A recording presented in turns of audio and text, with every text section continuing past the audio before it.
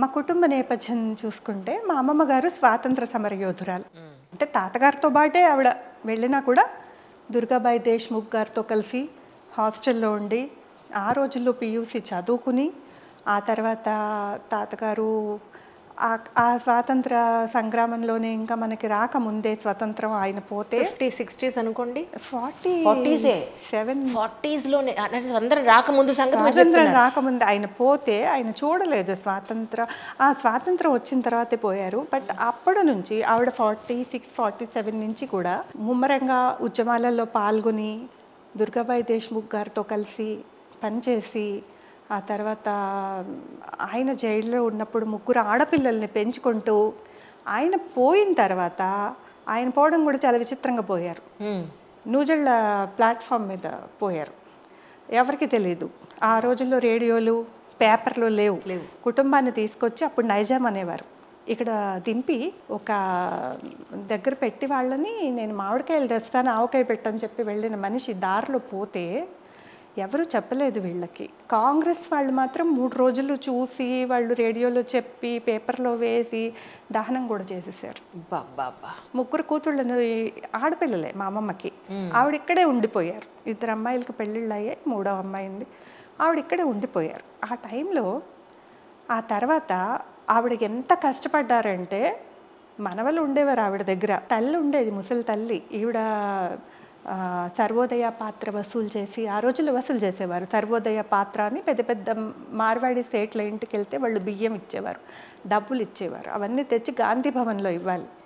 అక్కడ నూలు వడికి లైబ్రేరియన్గా పనిచేసి వచ్చేటప్పుడు హిందీ ట్యూషన్లు చెప్పుకుని ఒక 4 ఇళ్లల్లో అలా కుటుంబాన్ని మెయింటైన్ చేసుకుంటూ వచ్చారు. ఆవిడకి ఫ్రీడమ్ ఫైటర్స్ పెన్షన్ కూడా చాలా ఏళ్ళు అందలేదు. లాస్ట్కి ధైర్యంగా వెళ్ళి వివి గిరి గారిని కలిసి ఆవిడ తెలియదు ఇంత ఉంటుంది హంగామా ప్రెసిడెంట్ అని కలవడానికని. మా ఇంట్లో నేల మీద కూర్చుని నన్ను వదిన అని పిలుస్తూ చింతకాయ పచ్చడి అన్నం పెడితే తిన్న గిరిని నేను ఎందుకు కలవలేను అనుకుని వెళ్ళారు. ఆ రోజుల్లో అలా ఉండేవి, ఒక పిచ్చి అమాయకత్వం. అయితే కలవనివ్వలేదు. కానీ ఒక తెలుగు ఆఫీసర్ మాత్రం తాతయ్య పోయినప్పుడు ఆవిడకి వివి గిరి గారు స్వయంగా రాసిన ఉత్తరం ఉంటే అది చూపిస్తే అది ఆగమ్మా అని చెప్పి లోపలికి వెళ్ళి చెప్పారట. చెప్తే అయినా అయ్యో ఆవిడ మా వదిన గారే లోపలికి తీసుకురండి అని చెప్పి. మరి ఆ రోజుల్లో లీడర్స్ కూడా అలా ఉండేవారు. ఎంతో అభిమానం, ప్రేమ అన్నీ ఉండేవి. అలా తీసుకెళ్తే పెద్ద కథ. అసలు మా అమ్మమ్మని చూడగానే అయినా మా అమ్మ కూడా చేయి పట్టుకొని లోపలికి వెళ్ళింది. మా అమ్మ అప్పటికే ఆర్టీసీలో ఉద్యోగం సంపాదించుకొని ఉద్యోగం చేస్తాం. మా ఇంట్లో అందరు ఆడవాళ్ళు ఉద్యోగాలు ఎప్పటి నుంచి, ధైర్యవంతులు 60s నుంచి మా ఇంట్లో మా పెద్దమ్మలు మా అమ్మ అందరూ ఆడపిల్లలందరినీ చదివించి ఉద్యోగాల్లో పెట్టింది మా అమ్మమ్మ. ఇదేనా నన్ను తిడుతూ ఉత్తరం రాసింది శ్రీహరి పోయినప్పుడు అని చెప్పి ఆయన అడిగారట. అంటే ఇది కాదు, అది పెద్దది అంటే మా దుర్గా సావిత్రి అని మా పెద్దమ్మ గారు. ఈయన 2000 పంపిస్తూ ప్రగాఢ సంతాపం ప్రకటిస్తే ఆ 2000 మీకే ఎందుకైనా పనికొస్తుంది ఉంచుకోండి, మా నాన్నగారు 3 కూతుళ్ళని ఇచ్చేపోయారు మా అమ్మకి. ఎంత సెల్ఫ్ రెస్పెక్ట్ అండి. మేము చూసుకుంటాం మా అమ్మని. అది ఎంపవర్మెంట్ అంటే. అది అలాగా ఉత్తరం రాసింది నన్ను తిడుతూ, ఇదేనా అని. ఇది కాదు, ఇది చిన్నది, అప్పుడు మీ దగ్గర వచ్చి ఆడుకునేది, మీ ఒళ్ళో కూర్చునేదని అలా చెప్పి అమ్మమ్మ ఇంతకీ ఏంటమ్మా అంటే మీ మిత్రుడు ఏది మిగిల్చలేదండి, చివరి చూపు కూడా అని చెప్తే అప్పుడు ఆయన నీకు పెన్షన్ వచ్చేటట్టు నేను చేస్తానని అప్పటికప్పుడు పేపర్ మీద రాస్తే అప్పటి నుంచి ఈవిడికి ఫ్రీడమ్ ఫైటర్ పెన్షన్ 100 రూపాయలు. అది కాలక్రమేణా పెరిగింది. ఆవిడ పోయేటప్పటికి పాపం ఆవిడకి ఎంతో వచ్చేది, ఒక 1000 ఎంతో వచ్చేది. ఒక ఫోను, ఎప్పుడన్నా ట్రావెల్ చేస్తే రైల్లో ఒక 2nd క్లాసు ఫ్రీగా, ఒక టికెట్, ఒక అటెండెంట్తో పాటు, ఇట్లాంటివేవో ఫ్రీడమ్ ఫైటర్స్వి. అది రావడానికి కూడా చాలా కాలం పట్టింది. కానీ అప్పటి నుంచి చూసుకుంటే నిజానికి అప్పుడున్న మీ ఫ్యామిలీలో ఉన్న విమెన్దే మన ఇన్స్పిరేషన్గా మనం తీసుకుంటే చొరవ, ధైర్యం, చదువు అండ్ మోర్ ఓవర్ అసలు ఎంత సెల్ఫ్ రెస్పెక్ట్ వాళ్ళు నిలబెట్టుకున్నారు. డబ్బు కోసం ఏదైనా చేసేసి ఈ రోజుల్లో డబ్బు కాదు, నా సెల్ఫ్ రెస్పెక్ట్ని, ఆత్మగౌరవాన్ని నేను నిలబెట్టుకోవాలి అని దీనికి చాలా మందికి అర్థం కూడా తెలుసు. స్ట్రాంగ్ ప్రిన్సిపల్స్ అంజలి మా తాతగారికి ఉండేవి, అవి పుణికి పుచ్చుకున్నారు 3 ఆడపిల్లలు. మా రెండో పెద్దమ్మ ఆవిడకి రెండో సంబంధం ఇచ్చారు. అత్తగారు కొంచెం బాగుండేది కాదు మెంటల్గా ఆవిడకి. 5 పిల్లలు పుట్టి, పెద్ద కూతురికి బాబు పుట్టి, మనవడు పుట్టాక పట్టుదలగా బిఏ పరీక్ష కట్టి, కరెంట్ ఉండేది కాదు ఇంట్లో ఆ రోజుల్లో. ఇంకా సికింద్రాబాద్లోనే సీతయ్య తోట అని ఉండేది, కరెంట్ ఉండేది కాదు అక్కడ. అక్కడ బుడ్డి దీపం వెలుతురులో చదువుకుని ఈవిడ పై ఇంట్లో ఒక ఆయన ఉంటే పాపం ఆయన్ని అడిగి చదువు చెప్పించుకుని లెక్చరర్ గారిని ఈవిడ పగలంతా పనిచేసి ఇంట్లో అన్నీ చేసి, పిల్ల పురుడు ఆ పిల్లకి అన్నీ చేసి, తల్లికి పసివాడికి రాత్రి కూర్చుని చదువుకుని అలా పాస్ అయ్యి బిఏ విద్యుత్ సౌదాలో ఉద్యోగం సంపాదించుకుంది ఆవిడ. ఎంత పట్టుదల ఉండాలి. మా పెద్దమ్మ గారు పెద్దనాన్నగారు నాగపూర్లో ఇంజనీర్గా పనిచేస్తూ ఉంటే నేను కూడా ఉద్యోగం చేస్తానంటే నీకెవరు ఇస్తారంటే ఆవిడ బీకామ్ అప్పుడు చదువుకుని, అప్పటికే ఆవిడ పిల్లలు పెద్ద అయిపోయి చదువులు ఇక్కడ హైదరాబాద్లో చదువుకుంటున్నారు. ఆవిడ బీకామ్ అప్పుడు పాస్ అయ్యి అప్పుడు ఉద్యోగం సంపాదించుకుని ఎలక్ట్రికల్ ఎంఎస్సిబి మహారాష్ట్ర స్టేట్ ఎలక్ట్రిసిటీ బోర్డులు. ఆ తర్వాత ఆవిడ ఎంకామ్ కూడా చదివారు. ఎప్పుడు రిటైర్మెంట్ ముందు చదువుకోవాలన్న అభిలాషతో అట్లా. మా అమ్మ కూడా ఆ రోజుల్లోనే మొదట సెన్సస్ డిపార్ట్మెంట్లో ఉద్యోగం చేసి, నేను పసిపిల్లగా ఉన్నప్పుడు ఆర్టీసీలో ఉద్యోగం సంపాదించుకుని మా అమ్మమ్మ తీసుకెళ్ళి పాలు కూడా ఇప్పించేదట ఆఫీస్కి వెళ్ళినప్పుడు. మా అమ్మ అంత చంటి పిల్లను అనమాట నేను. అట్లా వాళ్ళు ఉద్యోగాలు ఎప్పుడు వదిలిపెట్టలేదు. అప్పట్లోనే ఉద్యోగాలు చేస్తే మాకొద్దు అనే ఆడపిల్లల సమయంలోనే వీళ్ళు అంత వాళ్ళ కాళ్ళ మీద వాళ్ళు నిలబడ్డారు గట్టిగా చెప్పాలంటే. కానీ ఇప్పుడు కూడా నేను చూస్తున్నానండి, ఎంత చదివినా మాకు ఉద్యోగం చేస్తున్నప్పుడు, ఎస్పెషల్లీ నేనే మీడియాలో ఒక 20 ఏళ్ల క్రితం కెరీర్ మొదలు పెట్టినప్పుడు ఎన్నెన్ని గొడవలు, అసలు ఉద్యోగాలు ఎందుకు మీకు చేయడం, అండ్ ఇంట్లో ఎన్నో ప్రాబ్లమ్స్ ఉన్నా జాబ్ చేసేటప్పుడే అనుమానాలు అప్పుడే స్టార్ట్ అవుతాయి మొత్తం అని. నేను ఇలాంటి ఎన్నో రకాలైన సమస్యల్ని విమెన్ ఫేస్ చేస్తాను. నిజానికి మీకు తెలుసలేదో రమణి గారు, మీరు పాత ఓల్డ్ ఫొటోస్ కనుక చూస్తే ఒక 20-30 years క్రితం ఫోటోలు కనుక మంచి యంగ్గా ఉన్నప్పుడు ఫోటోలు మీరు చూస్తే దివ్య భారతి సిస్టర్ అంటే నమ్మేస్తారు అందరూ. చాలు అంజలి చాలు. మీరు నిజానికి అంటే ఇండస్ట్రీలో ఉన్నారు కదా ఇన్నాళ్ళ నుంచి, మీ జర్నీ ఎలా జరిగింది యాక్చువల్గా? నిజంగా మీకు ఏ ప్రాబ్లం అవ్వలేదా? వీళ్ళు ఇన్ని మాట్లాడుతున్నారు కదా ఇప్పుడు, మీ అసలు మరి ఇంత బ్యూటిఫుల్ లేడీ ఎలా ఒక రైటర్గా ఎలా సస్టైన్ అవ్వగలిగారు ఇండస్ట్రీలో? బ్యూటిఫుల్గా ఉండక్కర్లేదమ్మా, ప్రతి ఆడపిల్లకి ఒకటే రకం కష్టాలు, ఒకటే కథలు ఉంటాయి. Correct correct. పెద్ద బ్యూటిఫుల్గా కూడా ఉండక్కర్లేదు. ఇల్లు వదిలిపెట్టి మనం బయటకు వచ్చాము అని అంటే మనం ఎంతో మందిని ఫేస్ చేయాలి. ఇంట్లో మొగుడు ఎక్కడ ఒకడే, బయటకు వస్తే 100 మంది చాలా మందిని ఫేస్ చేస్తూ ధైర్యంగా ఎదుర్కొనే పరిస్థితులు అప్పుడు ఇప్పుడు ఎప్పుడు మా అమ్మల కాలంలో మా అమ్మమ్మల కాలంలో ఎప్పుడు లేవు చెప్పు ఆడపిల్లకి సమస్యలు. కరెక్ట్. ఎప్పుడు రోడ్డు మీదకి వెళ్ళిన తర్వాత సిటీ బస్ ఎక్కి కాలేజ్ దగ్గర దిగే లోపల ఎంతమంది టచ్ చేసేవాళ్ళు, ఎంతమంది కావాలని చెప్పి తోసేవాళ్ళు, అసభ్యంగా మాట్లాడేవాళ్ళు. నేను ఇవన్నీ ఎప్పుడు 82-83 అప్పుడు చెప్తున్నాను, మా కాలేజ్ డేస్. అప్పటి నుంచి ఇప్పటి వరకు కూడా పెద్దగా మార్పులు ఏమి రాలేదు. ఆడపిల్లల్లో ధైర్యం పెరుగుతోంది తప్పించి పరిస్థితులలో మార్పులు ఏం పెద్దగా రాలేదు. కరెక్ట్. సో అలాంటప్పుడు నేను ఇండస్ట్రీలోకి ఎలా వచ్చాను అని నువ్వు అడుగుతున్నావు కదా, నేనేదో బాగా బలవంతంగా తోయబడి వచ్చాను.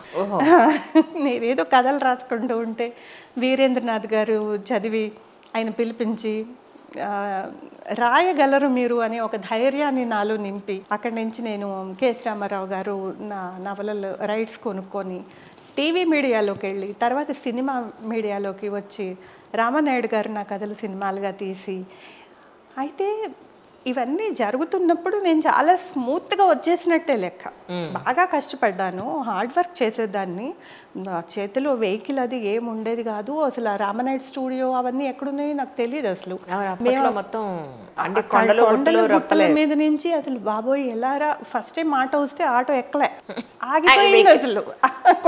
తప్పు ఇదేంట్రా బాబు అసలు మనం రాలేమా ఇక్కడికి అని అనుకున్నాను నేను. నాగేశ్వరరావు గారికి లీడర్ బుక్ నేను అంకితం ఇస్తే, మా తాతగారి జీవిత చరిత్ర, ఆయన ఒక మనిషిని పంపించారు ఇంటికి, ఆ రమణి ప్రభాకర్ని వాళ్ళ ఆయన్ని భోజనానికి మా ఇంటికి పిలవండి. ఆ పుస్తకం చదివి మా ఆవిడ చాలా కదిలిపోయారు. ఆవిడే చదివి వినిపించేవారు. ఆయన పుస్తకాలు చదివేవారు కాదు పెద్దగా. ఆవిడ చాలా మూవ్ అయిపోయి నాకు కథ చెప్పారు. నాకు చాలా నచ్చింది, ఒకసారి రమ్మనండి అని మర్యాదగా పిలిచారు. పిలిస్తే అప్పుడు కూడా మేము ఆటోలో వెళ్ళాం. ఆయన నేను ఎంత అమాయకంగా అడిగానంటే, మీ ఇల్లు నేను ఎలా తెలుసుకుంటాను, కొంచెం అడ్రస్ చెప్తారా అని ఫోన్లో అడిగితే ఆయన చెప్పారు, గుడితల వెంకటస్వామి గారి ఇంటి పక్కన చెప్పమ్మా, ఆయన చాలా ఫేమస్ అని చెప్పారు. అది ఆయన నన్ను ఏడిపించడానికి అన్నారో మహానుభావుడు, మనసులో ఏమనుకున్నారో. ఆయన ఫేమస్, చాలా సర్కాస్టిక్గా మాట్లాడతారు, ఆయన చాలా ఫేమస్ అన్నారు. అంటే అది కూడా నాకు తెలియదు సెటైర్ అని. నేను చాలా అమాయకంగానే అవునా అంటే అయితే అలాగే అడిగి వస్తాను. వెళ్ళాం మేము. అయితే ఆయన చాలా ప్రేమగా రిసీవ్ చేసుకున్న తర్వాత ఆల్మోస్ట్ ఆయన పోయేదాకా కూడా ఒక గాడ్ ఫాదర్గా నా కష్టం కానీ నా సుఖం కానీ నాకేమైనా ఇబ్బందులు ఎదురైనా నేను ధైర్యంగా వెళ్ళగలిగే మనిషిగా ఆయన ఉన్నారు. జీవితం అంతా నా ఫ్రెండ్ అని చెప్పుకున్నారు నన్ను. ఎప్పుడన్నా ఎవరికన్నా ఇప్పుడు మధుమాసం చేసేటప్పుడు వాళ్ళ మనవడు సుమంత్ హీరో, అవును నా ఫ్రెండ్ కథ సుమా జాగ్రత్తగా చేయి ఇలా చెప్పేవారు. బాస్ సినిమాకి నేను వర్క్ చేసేటప్పుడు నాగార్జున గారు అమల గారితో కూడా చెప్పారు, నా ఫ్రెండ్ అని చెప్పారు. సో చాలా గౌరవించినట్టు నేను ఫీల్ అయ్యాను అనమాట. ఆయన అలా నన్ను చెప్పడం ఎంతో అభిమానం చూపించేవారు. అంత స్మూత్గా తర్వాత అవ్వలేదు, చాలా స్మూత్గా వచ్చేసాను. తెలీదు కదా, ఇప్పుడు నీకు తెలియనప్పుడు కష్టం అని ఏమనిపించదు. కొంత లోతుకు వెళ్ళిన తర్వాత, కొంత లోతు ఇవి ఉంటాయి అని తెలిసిన తర్వాత నడవడం చాలా కష్టం అయిపోతుంది. ముందు పైనుంచి చూస్తే ఎంత చాలా బాగుంటుంది. ఎలా ఉంటుంది ఎండమావులు అవును మిలమిలా మెరుస్తూ వెళ్తూ ఉన్న కొద్ది దూరం పెరుగుతూ ఉంటుంది, అది దగ్గరికి రావు. దాహంతో మన గొంతు పిడచకట్టకపోయినా ఆ నీళ్లు దగ్గరికి రావు, అప్పుడు తెలుస్తుంది ఇది ఎండమావులు నీళ్లు కావు అని. నిజం నిజం. అలాగా లోపలికి వెళ్ళిన తర్వాత ఇంకా రకరకాల ప్రాబ్లమ్స్. ప్రతిసారి ఏంటంటే ఎదిరించి పోట్లాడి ముందుకు వెళ్ళలేనప్పుడు మనం వెనక్కి వచ్చేస్తుంటాం. అలా చాలా అవకాశాలు పోయి, చాలా అవకాశాలు నేను పోగొట్టుకున్నా. ఎందుకంటే ఒక కమిటెడ్ రైటర్ని, నవలలు కానీ టీవీ సీరియల్స్ కానీ ఏవైనా కూడా నేను అనుకున్నదే రాస్తా. వాళ్ళు అనుకున్నది రాసే టైం వచ్చినప్పుడు టీవీ సీరియల్స్ కూడా మానేసా. నేను అనుకున్నది రాసినంతకాలం నేను రాయగలిగా. నా డైలాగ్, నా స్వేచ్ఛ, నా స్క్రీన్ ప్లే, నా కథని నా హీరోయిన్ నేను ఎప్పుడు సబలగా చూపించలేదు, అబలగా చూపించలేదు, బాగా సబలగా చూపించాను, చాలా ధీరోదాత్తగా చూపించాను. ఎప్పుడైతే ఇంకా ఏడుపు ఇంకా జీవితానికి ఇంకొకటి లేదు అని ఎపిసోడ్స్ సాగతీయమన్నప్పుడు నేను నా వల్ల కాదని చెప్పి 2018 వరకు చేశా. తర్వాత ఇంక నేను గుడ్ బై కొట్టేసా. ఇంకా టీవీ సీరియల్స్ అప్పటి నుంచి చేయలేదు. ఎవరన్నా అడిగినా కూడా నేను మర్యాదగా ఇప్పుడున్న ఛానల్లో వాళ్ళతోటి నేను వేగలేనండి అని చెప్పి తప్పించేసుకుంటా. ఎందుకంటే స్క్రీన్ ప్లే వాళ్ళే చెప్తారు, ఏ క్యారెక్టర్ ఎటెండాలో వాళ్ళే చెప్తారు. ఇవన్నీ నేను 25 ఏళ్ల క్రితం చేసినవి, ఆ సీన్లు అదే కదా నాకు చెప్తారు. ఇప్పుడు కూడా మళ్ళీ అవే కష్టాలు, అదే మెట్ల మీద నూనె పోసి అత్తగారు కోడల్ని పడేయడం, అదే ప్రాస్టిట్యూట్ కింద ఆ అమ్మాయిని బలవంతంగా క్రియేట్ చేసి ఇవి మొదట్లో కొంచెం థ్రిల్లింగ్ ఉన్నాయేమో కానీ అవే చేసుకుంటూ 25 ఏళ్ల నుంచి చూస్తుంటే ప్రేక్షకులకి నమస్కారం, వాళ్ళకి బోర్ కొట్టలేదు. ఆడవాళ్ళు కొంగులు పెట్టేసుకుని ఏడుస్తూ చూస్తూనే ఉన్నారు. ఇప్పుడు కూడా మా ఇంట్లో కూడా కొంతమంది చూస్తూనే ఉన్నారు. ప్రతి సీరియల్ చూస్తారు టీవీ ముందు కూర్చుని. అప్పుడు నాకు అనిపిస్తుంది ఇవన్నీ మనం ఒకప్పుడు చేసేసాం కదా, రియాలిటీ ఇప్పుడు ఇలా లేదు. ఇలాంటి అత్తగారులు లేరు, ఇట్లాంటి ఏడ్చే కోడళ్ళు లేరు, ఇట్లా అన్నిట్లోనూ 2 భార్యలు ఒక మొగుడు, ఈ కథలు చాలా ఫేమస్ అయిపోయినాయి. ఇవి సంఘంలో ఉండే ఉంటాయి, కానీ వాళ్ళు అలా చూపిస్తూ ఉంటే ఇవన్నీ మనం చేసేసాం కదా ఒకప్పుడు. అవును, ఫస్ట్ టైం చేసినప్పుడు థ్రిల్లు ఎవరికైనా. ఇప్పుడు 25 ఏళ్ల తర్వాత కూడా నన్ను అదే కదా, అవే డైలాగులు, అవే కాదమ్మా, ఆడది చాలా మారింది. స్త్రీకి ఎంతో ధైర్యం వచ్చింది, ఎన్నో ఎదుర్కొంటోంది, ఎన్నో సాధిస్తోంది కదా లైఫ్లో అని రాద్దామని ఉంటుంది. బట్ ఇప్పుడు నేను ప్రస్తుతం ఒక ప్లాట్ఫామ్కి టీవీ సీరియల్స్ మీద ప్యారడీ రాస్తున్నా. Women in TV serials okay అని నేను రాస్తున్నా. అది వచ్చిన తర్వాత చాలా నవ్వుకుంటారు. ఎందుకంటే మా చిన్నప్పుడు యండమూరి వీరేంద్రనాథ్ గారు బాగా నాటకాలే ఉండేవి అప్పట్లో, చాలా ఫేమస్గా. ఆ రోజుల్లో చీమ కుట్టిన నాటకం అని రాశారు. అంటే నాటకాల మీద ప్యారడీ. ఓకే. పనివాడు ఎప్పుడు చూసినా చచ్చిపోయిన అమ్మగారి ఫోటో దగ్గరికి వెళ్ళి కుమిలి కుమిలి ఏడవడం. నిజ జీవితంలో అసలు ఎవరన్నా అవుతుందా? ఎవరైనా అంత గ్రాటిట్యూడ్తో ఉంటున్నారా? కొడుకులు కూతుళ్ళు కూడా ఆ ఫోటో వైపు ఒకసారి చూస్తారేమో కానీ అక్కడికి వెళ్ళి దండాలు పెట్టి ఏడవరు. అలా ప్రతిదానికి నోట్లో గుడ్డ కుక్కేసుకుని ఏడ్చి ఎప్పుడు చూసినా సోఫాలు దులుపుతూ, ఎంతకంటే ఇంకో పని ఏమి ఉండదు. పని వాళ్ళకి ఇంక ఇంట్లో ఏం పనులు ఉండవు. అలాగే తండ్రులు కూతుళ్ళు గట్టి కౌగిలింతలు, అన్నా చెల్లెళ్ళు గట్టి కౌగిలింతలు. ఆ రోజుల్లో ఆయన సెటైర్ వేశారు అవన్నీ. చీమ కొట్టిన నాటకం అది.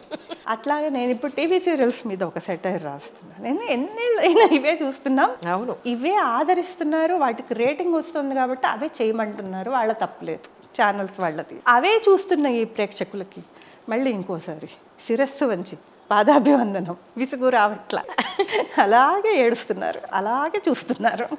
కొంచెం మనం కష్టాలు తగ్గించేస్తే ఆ ఎపిసోడ్ నుంచి రేటింగ్ తగ్గిపోతుంది. నిజం అంజలి, నేను గమనించాం. కొంచెం ధీరోదాత్తగా చూపించి ఆ అమ్మాయి ప్రాబ్లమ్స్ సాల్వ్ చేసుకుంటూ వెళ్తే ఆ ఏడుపు తగ్గిపోగానే వాళ్ళు ఆటోమేటిక్గా ఇంకో ఏడుపు సీరియల్ వెతుక్కుని వెళ్ళిపోతారు. ఇది చూడరు. సో ఏడుపుకి అంత అలవాటు పడ్డారు. రేటింగ్లు చూసే కదా ఇవి కమర్షియల్స్ వచ్చేది, రెవెన్యూ క్రియేట్ అయ్యేది. సో కమర్షియల్ వాళ్ళకి ఇవన్నీ అక్కర్లే. కథ, పట్టు, పాత్రలు, వాళ్ళు వచ్చి తగ్గిపోయిందండి టీఆర్పీ, ఇది వైండప్ చేసేయండి, ఈజీగా చెప్పేస్తారు. కానీ ఒక రైటర్కి టీఆర్పీ రేటింగ్స్ని ఆధారంగా చేసుకుని వాళ్ళ క్రియేటివిటీని దెబ్బతీయడం కాదు. ఎందుకంటే మీరు మనసు చంపుకుని మీరు పని చేయలేకపోయారు. నిజానికి చాలా ఏళ్ళు చేసాం, మనకి అవసరం ఉన్నంత వరకు మనం కూడా లొంగుతాం కదా. సో చాలా అంటే బిగినింగ్లో నేను చేసిన సంస్థలు, ఆ సంస్థల యొక్క హెడ్స్ వేరు, వాళ్ళ మోరల్స్ అవన్నీ వేరు. మొదట్లో చేసిన ఛానల్స్ తర్వాత పూర్తి కార్పొరేట్ అయిపోయిన తర్వాత అక్కడికి వచ్చే ఛానల్ హెడ్స్ వాళ్ళు కేవలం వాళ్ళు చూసేది టీఆర్పీ రేటింగ్స్, వాళ్ళ సెన్సెస్, వాళ్ళ ఇవన్నీ వాళ్ళకు ఉంటాయి కదా, అవి చూసి ఇక్కడ తగ్గుతోంది కాబట్టి ఈ సీరియల్కి ఎక్కువ వస్తుంది కాబట్టి మనం కూడా ఆ సీరియల్లా చేద్దామని చెప్తారు. క్రియేటివిటీ అనే దానికి అసలు ఆస్కారం లేదు. పెద్ద క్రియేటివిటీ ఉంటే అసలు ఆ పోస్టులలో మనం కొనసాగం, తీసేస్తారు. కానీ మీకు ఇద్దరు మగపిల్లలు. యాక్చువల్గా ఒక రైటర్గా, ఒక అమ్మగా, ఒక వైఫ్గా ఈ 4 పాయింట్లు ఒకసారి పక్కన పెట్టండి. ఇప్పుడు వాళ్ళంతా ఇతర దేశాల్లో సెటిల్ అయిపోయి ఉన్నారు. యాక్చువల్గా ఒకనకప్పుడు ఉన్నారనుకుందాం, పోనీ ఇప్పుడు ఒకళ్ళు ఇక్కడ ఉన్నారని అనుకున్నా, బట్ ఇతర దేశాల్లో ఉన్న అక్కడ సంస్కృతి సాంప్రదాయాలు, అక్కడ లైఫ్ స్టైల్కి తగ్గట్టుగా వాళ్ళు ఉన్నారు కదా. ఒక మదర్గా మీకు అనిపిస్తుంది ఇక్కడికి వచ్చినప్పుడు అక్కడ వాళ్ళు తోముకుంటారు, తుడుచుకుంటారు, అన్ని వండుకుంటారు, అన్నీ చేస్తారు. కానీ ఒక తల్లిగా ఇక్కడికి వచ్చినప్పుడు అదేంట్రా నువ్వెలా చేస్తావు, ఆ అమ్మాయిని చెయ్యి అని ఎప్పుడన్నా అన్నారా? ఎందుకంటే రమణి గారు నాకు బాగా తెలుసు, మీకు చెప్పడం కోసమే నేను అడుగుతున్నాను. వాళ్ళు కోడల్ని ఎలా చూసుకుంటారో నాకు బాగా తెలుసు, అందుకని అడుగుతున్నాను. అలా ఎలా అంటే మా ఆయన కూడా నా వెనకాలే ఉండి పాపం తోముతూ ఉంటారు, కడుగుతూ ఉంటారు, వంట చేస్తూ ఉంటారు. లేకపోతే ఇద్దరు చిన్న పిల్లలు స్కూల్లో చదువుతున్నారు. నేను పొద్దున్నే లేచి 2 బస్సులు పట్టుకొని షూటింగ్ లొకేషన్ వెతుక్కుంటూ వెళ్ళి అక్కడ కూర్చుని షూటింగ్ అయ్యేదాకా ఉండి ఇంటికి వచ్చి మళ్ళీ వంట చేసుకుని పిల్లల్ని చూసుకుని ఇంత చేస్తూ మా అమ్మమ్మ గారు ఉండేవారు నా దగ్గర. ఆవిడకి ఒక చెయ్యికి పెరాలసిస్ ఎఫెక్ట్ అయ్యి ఆవిడకి జడ వేయాల్సి వచ్చేది, స్నానం చేయించాల్సి వచ్చేది, అన్నీ చేయింది. ఇవన్నీ నేను చేశాను అని అంటే మా ఆయన సపోర్ట్ చాలా ఉంది. ఆ రోజుల్లోనే మరి ఆయన వంట చేయటము అన్నీ నాకు సహకారం అంతా బాగా అందించారు, పిల్లల్ని చూసుకోవడం అవన్నీ. తర్వాత ఏమైందంటే విధి వక్రించింది నా భాషలో. ఆయనకి జహీరాబాద్ వెళ్ళిపోయారు, వాళ్ళ ప్లాంటే అక్కడికి షిఫ్ట్ అయిపోయి మహీంద్ర ఆయన జహీరాబాద్ వెళ్ళిపోయిన తర్వాత నాది ఒంటరి పోరాటం అయిపోయింది. అమ్మమ్మ పెట్టుకుని అమ్మమ్మ చిన్నవాడిని చూసుకుంటుంటే వాడు 2 సార్లు తప్పిపోయాడు కూడా ఇంట్లోంచి. ఒకసారి అయితే ఫుల్ డే మేము ఏడుస్తూనే ఉన్నాం పోలీస్ స్టేషన్లో. అవన్నీ పడుతూ బాధలు పడుతూ పిల్లల అనారోగ్యాలు ఇవి. అత్తగారు మామగారు కూడా అప్పటికి ఏజ్డ్ అయిపోయారు. అయినా కూడా నేను స్కూల్లో టీచర్గా పనిచేస్తుండేదాన్ని. ఆ టీచర్లుగా పనిచేస్తున్న రోజుల్లో నేను బాగా విపరీతంగా సీరియల్స్ రాయడం వల్ల పత్రికల్లో పోస్ట్ మ్యాన్లు పాపం మోయలేకపోయేవారు ఉత్తరాలు మోసుకుని వచ్చేవారు ఇంటికి, స్కూల్కి వచ్చేది, స్కూల్ అడ్రస్కి. అది ఇచ్చేదాన్ని, ఈ కొత్త కాలనీ అడ్రస్లు వాళ్ళు తప్పిపోతారని. దాంతో నన్ను టెర్మినేటెడ్ అని రాసి మా స్కూల్ ప్రిన్సిపల్ తీసి పారేస్తాడు. ఎందుకంటే ఫ్యాన్ మెయిల్ ఏమిటి, పోస్ట్ మ్యాన్ ఏమిటి, నువ్వు పిల్లలకి ఏం పాఠాలు చెప్తావు, నీకు ఇంత రచన వ్యాసంగం మీద ఉంటే నువ్వు స్కూల్లో టీచర్గా ఎలా చేస్తావు అన్నది అతని పాయింట్. బహుశా అతనే నా మొదటి మెట్టేమో విజయం. నన్ను టెర్మినేట్ చేసి మంచి పని చేశాడు. నేను ఫుల్ టైం నా కృషి అంతా దీని మీద పెట్టుకోగలిగారు. టీవీ సీరియల్స్ చేసుకుంటూ తర్వాత సినిమాల వైపు వెళ్ళి సినిమాలు చేసుకుంటూ ఉన్నాను. ముళ్ళు ఉంటాయి, రాళ్ళు ఉంటాయి, పూలు ఉంటాయి కదా, అన్నీ ఉంటాయి బాటలో. మనం ముళ్ళు ఉన్నప్పుడు కొంచెం జాగ్రత్తగా నడిచి, రాళ్ళు ఉన్నప్పుడు ఏరుకుంటూ, పువ్వులు ఉన్నప్పుడు ఆనందంగా వెళ్తూ అట్లా 25 ఏళ్ళు గడిచింది. మీరు ఫిల్మ్ ఇండస్ట్రీలోకి వచ్చినప్పటి నుంచి ఇప్పటివరకు విమెన్ ఎక్స్ప్లాయిటేషన్ అనే ఈ రెండు వాటి మీద మీ ఒపీనియన్ ఏంటండి? యాక్చువల్గా నేను గీతా ఆర్ట్స్కి, సురేష్ ప్రొడక్షన్స్కి, మళ్ళీ మా రైటర్స్ అసోసియేషన్కి కూడా నేను ప్రొటెక్షన్ సెల్, విమెన్ ప్రొటెక్షన్ సెల్కి చైర్పర్సన్గా ఉన్నాను. నన్ను కరెక్ట్ ప్రశ్న నువ్వు అడిగావు. నేను టీవీ సీరియల్స్ చేసే రోజుల్లో కూడా నేను అమ్మాయిల్ని బాగా ప్రొటెక్ట్ చేద్దామని చూశాను. నేను నీకు ఉదాహరణలుగా చెప్పలేను, కానీ ఒక కథ రాశాను. ఆ కథ చెప్తాను ప్లీజ్. వెన్నెల అని ఒక కథ రాశా. ఒక రచయిత పండితుడైన మంచి పాటలు రాస్తాడు, చాలా విజ్ఞానం ఉంది ఆయన. ఒక అందమైన అమ్మాయి, ఇట్లా గులాబీ పువ్వు లాంటి ఒక అమ్మాయిని ప్రతివాడు ఎక్స్ప్లాయిట్ చేసి వాడుకోవడం అనేది చూస్తే ఆయన మనస్సు బాధ కలిగింది. అమ్మ నువ్వు అక్కడెందుకు ఉంటున్నావమ్మా, ఆ బస్తీలో ఎందుకు ఉంటున్నావమ్మా, ప్రతివాడు నిన్ను చూసి ఒక వెకిలి మాట మాట్లాడడం, నీ మీద చెయ్యి వేయడానికి ప్రయత్నించడం, ఇలా ఎలా ఉంటావు, రా అమ్మ మా ఇంట్లో ఉందువు కానీ మేడం మీద అని పెట్టి తీసుకొచ్చి పెట్టి భార్య విసుక్కుంది. అమ్మ ఏదో ఎక్స్ట్రా వేషాలు వేస్తుంది, ఇది వెన్నెల అనే కథ చెప్తున్నాను, నిజ జీవితంలో ఉన్నారు ఇలా ఎక్స్ట్రా వేషాలు వేసుకుంటున్న ఒక అమ్మాయిని తీసుకొచ్చి నా మేడ మీద పెట్టడం ఎందుకయ్యా, పొద్దున్నే నువ్వు లేచి భోజనం పెట్టావా, టిఫిన్ పెట్టావా అమ్మాయికి అంటావు అంటే, లేదు లేదు అమ్మాయిని నేను ప్రొటెక్ట్ చేయాలని ఈయన చెప్తారు. కొన్ని రోజులు అయిన తర్వాత ఆ అమ్మాయి చాలా గౌరవిస్తుంది ఈయనని గురువు దైవంగా. ఒకరోజు పొద్దున్నే లేచేటప్పటికి వాళ్ళ ఆవిడతో కాఫీ ఇచ్చావా అమ్మాయి కంటే, ఆ అమ్మాయి పెట్ట తీసుకుని పొద్దున్నే వెళ్ళిపోయింది, మీకు ఉత్తరం ఇమ్మన్నారు. ఆ ఉత్తరం చూస్తే, మీరు నాకు దేవుడితో సమానం, గురువులు, తండ్రి అనేవాడికి నేను పెద్ద గౌరవం ఇయ్యను నా జీవితంలో, కానీ మీరు తండ్రి కంటే ఎక్కువ చేశారు, కానీ మీరు ఇచ్చిన ప్రొటెక్షన్ వల్ల నాకు అన్ని అవకాశాలు పోతున్నాయి. నేను మీ ఇంట్లో ఉంటే ఎప్పటికీ ఎదగలేను, నేను ఒక హీరోయిన్ అవ్వాలని వచ్చా, కానీ నేను అది అయ్యే అవకాశాలు మీ ఇంట్లో ఉన్నంత వరకు, నేను కంచెలో ఉన్నంత వరకు ఈ పళ్ళు ఎవరు కొనరు రైట్ అని చెప్తుంది ఆ అమ్మాయి. ఈయనకు అప్పుడు తెలుస్తుంది తను చేసిన తప్పేంటో. పెద్ద హీరోయిన్ అయిపోయి ఆ అమ్మాయి ఈయనను పిలిచి ఒక సన్మానం చేసి ఈయనకి ఆవిడకి బట్టలు పెట్టి కాళ్ళకి దండం పెడుతుంది. అప్పటికి ఆ అమ్మాయి ఒక పెద్ద హీరోయిన్ అనమాట. సో అప్పుడు అనుకుంటారు, నేను ఆ రోజు కంచె వేసి ఎంత తప్పు చేశాను, ఆ అమ్మాయి చెప్పింది, కానీ నేను చేసింది నా కూతురులా భావించి నేను చేశాను, నేను ప్రొటెక్ట్ చేద్దాం అనుకున్నాను, ఇది తప్ప అని భార్యను అడుగుతారు. అడిగితే ధర్మం వేరు, లోకం పోకడ వేరు, ఆ అమ్మాయి అది రెండోది ఎంచుకుంది అని భార్య చెప్తుంది. అందుకని ఇలాంటి కథలు నేను చూశాను. నేను ఒక కంచె వేద్దామని చూసినప్పుడు వాళ్ళు నా కళ్ళు కప్పి పారిపోయేవారు. ఇప్పుడు ప్రొటెక్ట్ చేయడమే అనవసరం అంటారా? అందరికీ కాదమ్మా, కొంతమంది వస్తారు అమాయకంగా వస్తారు, వాళ్ళకి తెలీదు లోతు. అలాంటి వాళ్ళని మనం ప్రొటెక్ట్ చేస్తే పాపం వాళ్ళు దిద్దుకుని వాళ్ళ వర్క్ వాళ్ళు చేసుకుని ఇంటికి వెళ్ళిపోయే మంచి అమ్మాయి. వీళ్ళు కూడా మంచి అమ్మాయిలు కారని నేను ఎప్పుడూ అనను, కానీ వీళ్ళ అవసరాలు, వీళ్ళ బలహీనతలు కొన్ని ఉంటాయి. కొంచెం క్విక్గా ల్యాడర్ ఎక్కాలనుకునే వాళ్ళు కొంతమంది ఉంటారు, కొంచెం ఆగి నిదానంగా వెళ్దాం అనుకునే వాళ్ళు కొంతమంది. అయితే ఉండనివ్వరు, మంచిగా ఉండనివ్వరు, లోకం నైజం అది. అలాంటప్పుడు వాళ్ళు ఏమనుకుంటారంటే, ఎలాగో తప్పునప్పుడు అదేమిటో రేపెందుకు ఇవాళే మనం లొంగిపోదాము అని అనుకునే వాళ్ళు చాలామందిని నేను చూశాను. వాళ్ళు నాతో చెప్పుకున్నారు కూడా వాళ్ళ అనుభవాలు. ఎంతమంది ఆడపిల్లలు పనిచేస్తారమ్మా, మెస్లో పనిచేస్తారు, హెయిర్ డ్రెస్సెస్గా పనిచేస్తారు, కొరియోగ్రాఫర్స్గా పనిచేస్తారు, అసిస్టెంట్ డైరెక్టర్స్గా వచ్చారు. ఇన్ని 24 క్రాఫ్ట్స్లో ఇప్పుడు ఆడపిల్ల చెయ్యింది ఏం లేదు. అవును, ఆర్ట్ డైరెక్టర్. ఈ ఎక్స్‌ప్లాయిటేషన్ ఈవెన్ యూనివర్సిటీస్లో కూడా నడుస్తుంది. ఇదే ఎక్స్‌ప్లాయిటేషన్. కాకపోతే అంటే నా ఉద్దేశ్యం ఏంటంటే మ్యామ్, అంటే మీరు ఒకవైపు నుంచి మీరు వకాల్తా పుచ్చుకుంటే, రెండో వైపు నుంచి నేను వకాల్తా పుచ్చుకుందాం ఇక్కడ. సరే, అలా వెళ్ళాలనుకున్న వాళ్ళు వెళతారు సరే. అలా 10 మంది తన ప్రతి స్టెప్‌లోనూ ఎవరో ఒకళ్ళు తను అలా చేసుకుంటూ వెడుతున్న సమయంలో మెంటల్‌గా, ఫిజికల్‌గా, మోరల్‌గా ఎంత దెబ్బలు తగులుతాయి. ఒక టైం వచ్చేటప్పటికి మెంటల్గా ఎంత డిసప్పాయింట్ అయిపోతుంది. ఇవన్నీ చేయకుండా ఉంటే బెటర్ కదా, ప్రశాంతంగా ఏ చిన్న పని గౌరవంగా చేసుకున్నా బాగుండేది కదా. ఇలా వచ్చిన రోజున చేసిందంతా మనకి ఏమైపోతుంది, అంత నాకు ఆ జర్నీ భయంకరంగా అనిపిస్తుంది. ఎక్స్‌ప్లాయిటేషన్ అనేది లేని రంగమే లేదు కదా. ఇప్పుడు మన ఇంటి దగ్గర ఒక ఇల్లు కడుతున్నప్పుడు ఇటుకలు అందించే అమ్మాయి, మేస్త్రి కింద పనిచేసే అమ్మాయి దగ్గర నుంచి, ఒక బట్టల షాప్లో సేల్స్ గర్ల్గా పనిచేసే అమ్మాయి దగ్గర నుంచి, అవును, చివరికి ఒక స్కూల్లో టీచర్గా పనిచేసినప్పుడు కూడా నేను ఫేస్ చేశాను. కరెక్ట్.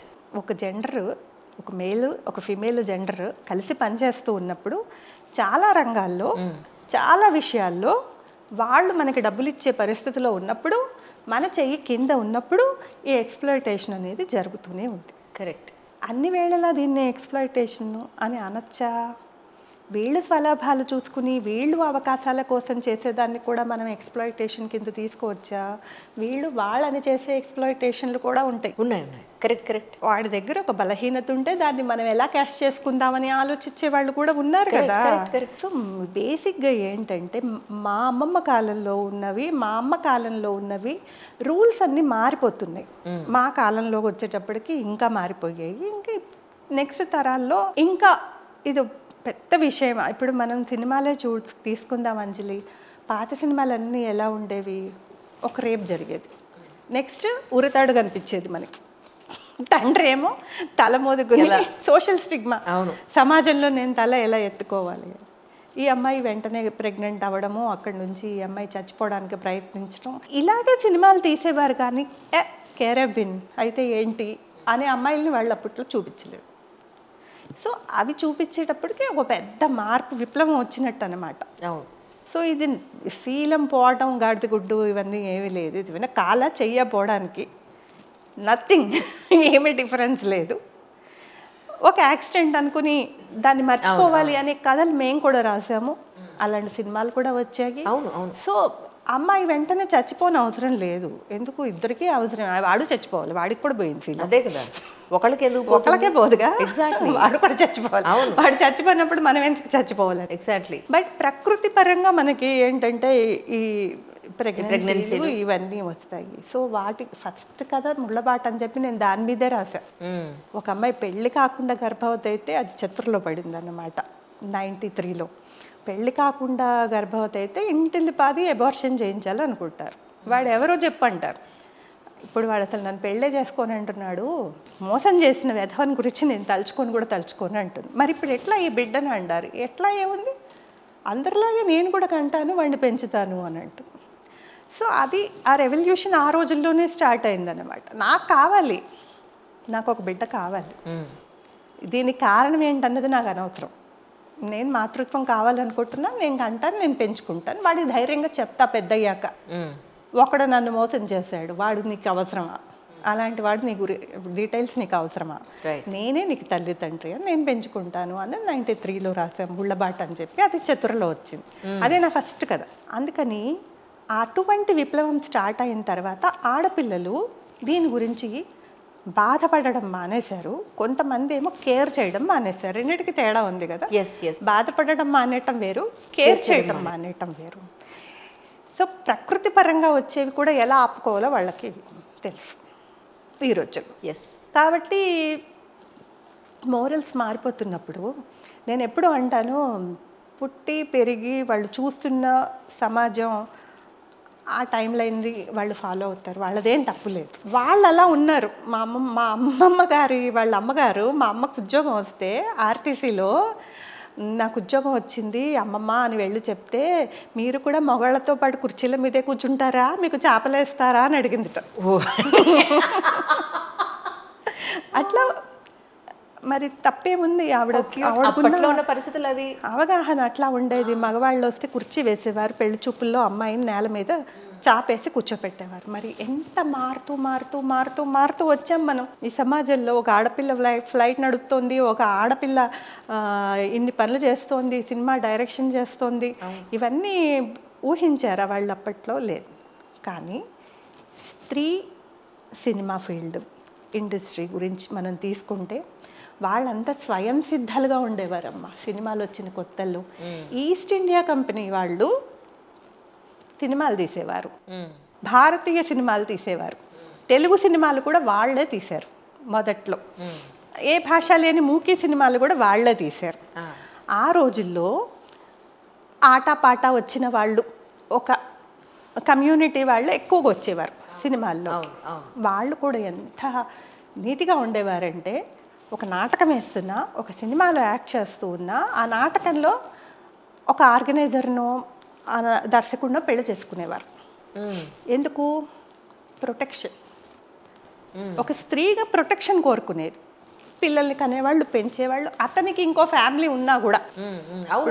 అలాంటి ఎగ్జాంపుల్స్ నేను వాళ్ళ పేర్లు చెప్పను, ఎందుకంటే వాళ్ళు మనకి అమ్మలతో సమానం. కరెక్ట్, గొప్పవాళ్ళు వాళ్ళు. సో వాళ్ళు రెండో భార్యగా ఉండేవాళ్ళు. కానీ ఇంకెవరు వాళ్ళ వైపు కన్నెత్తి చూడకుండా గురువుగారి భార్యగా లేదా భలానాయన భార్య అన్న ఒక స్టేటస్ కోసం పెళ్ళిళ్ళు చేసుకునేవారు. విమెన్ ప్రొడ్యూసర్సే ఉండేవారు అంటే నువ్వు ఆశ్చర్యపోతావా? నాకు విజయ నిర్మల్ గారి దగ్గర నుంచే తెలుసు. అంతకుముందు ఎవరు? కృష్ణవేణి గారు, కన్నాంబ గారు, తర్వాత లక్ష్మీరాజ్యం గారు, వీళ్ళు ప్రొడ్యూస్ చేసేవాళ్ళు.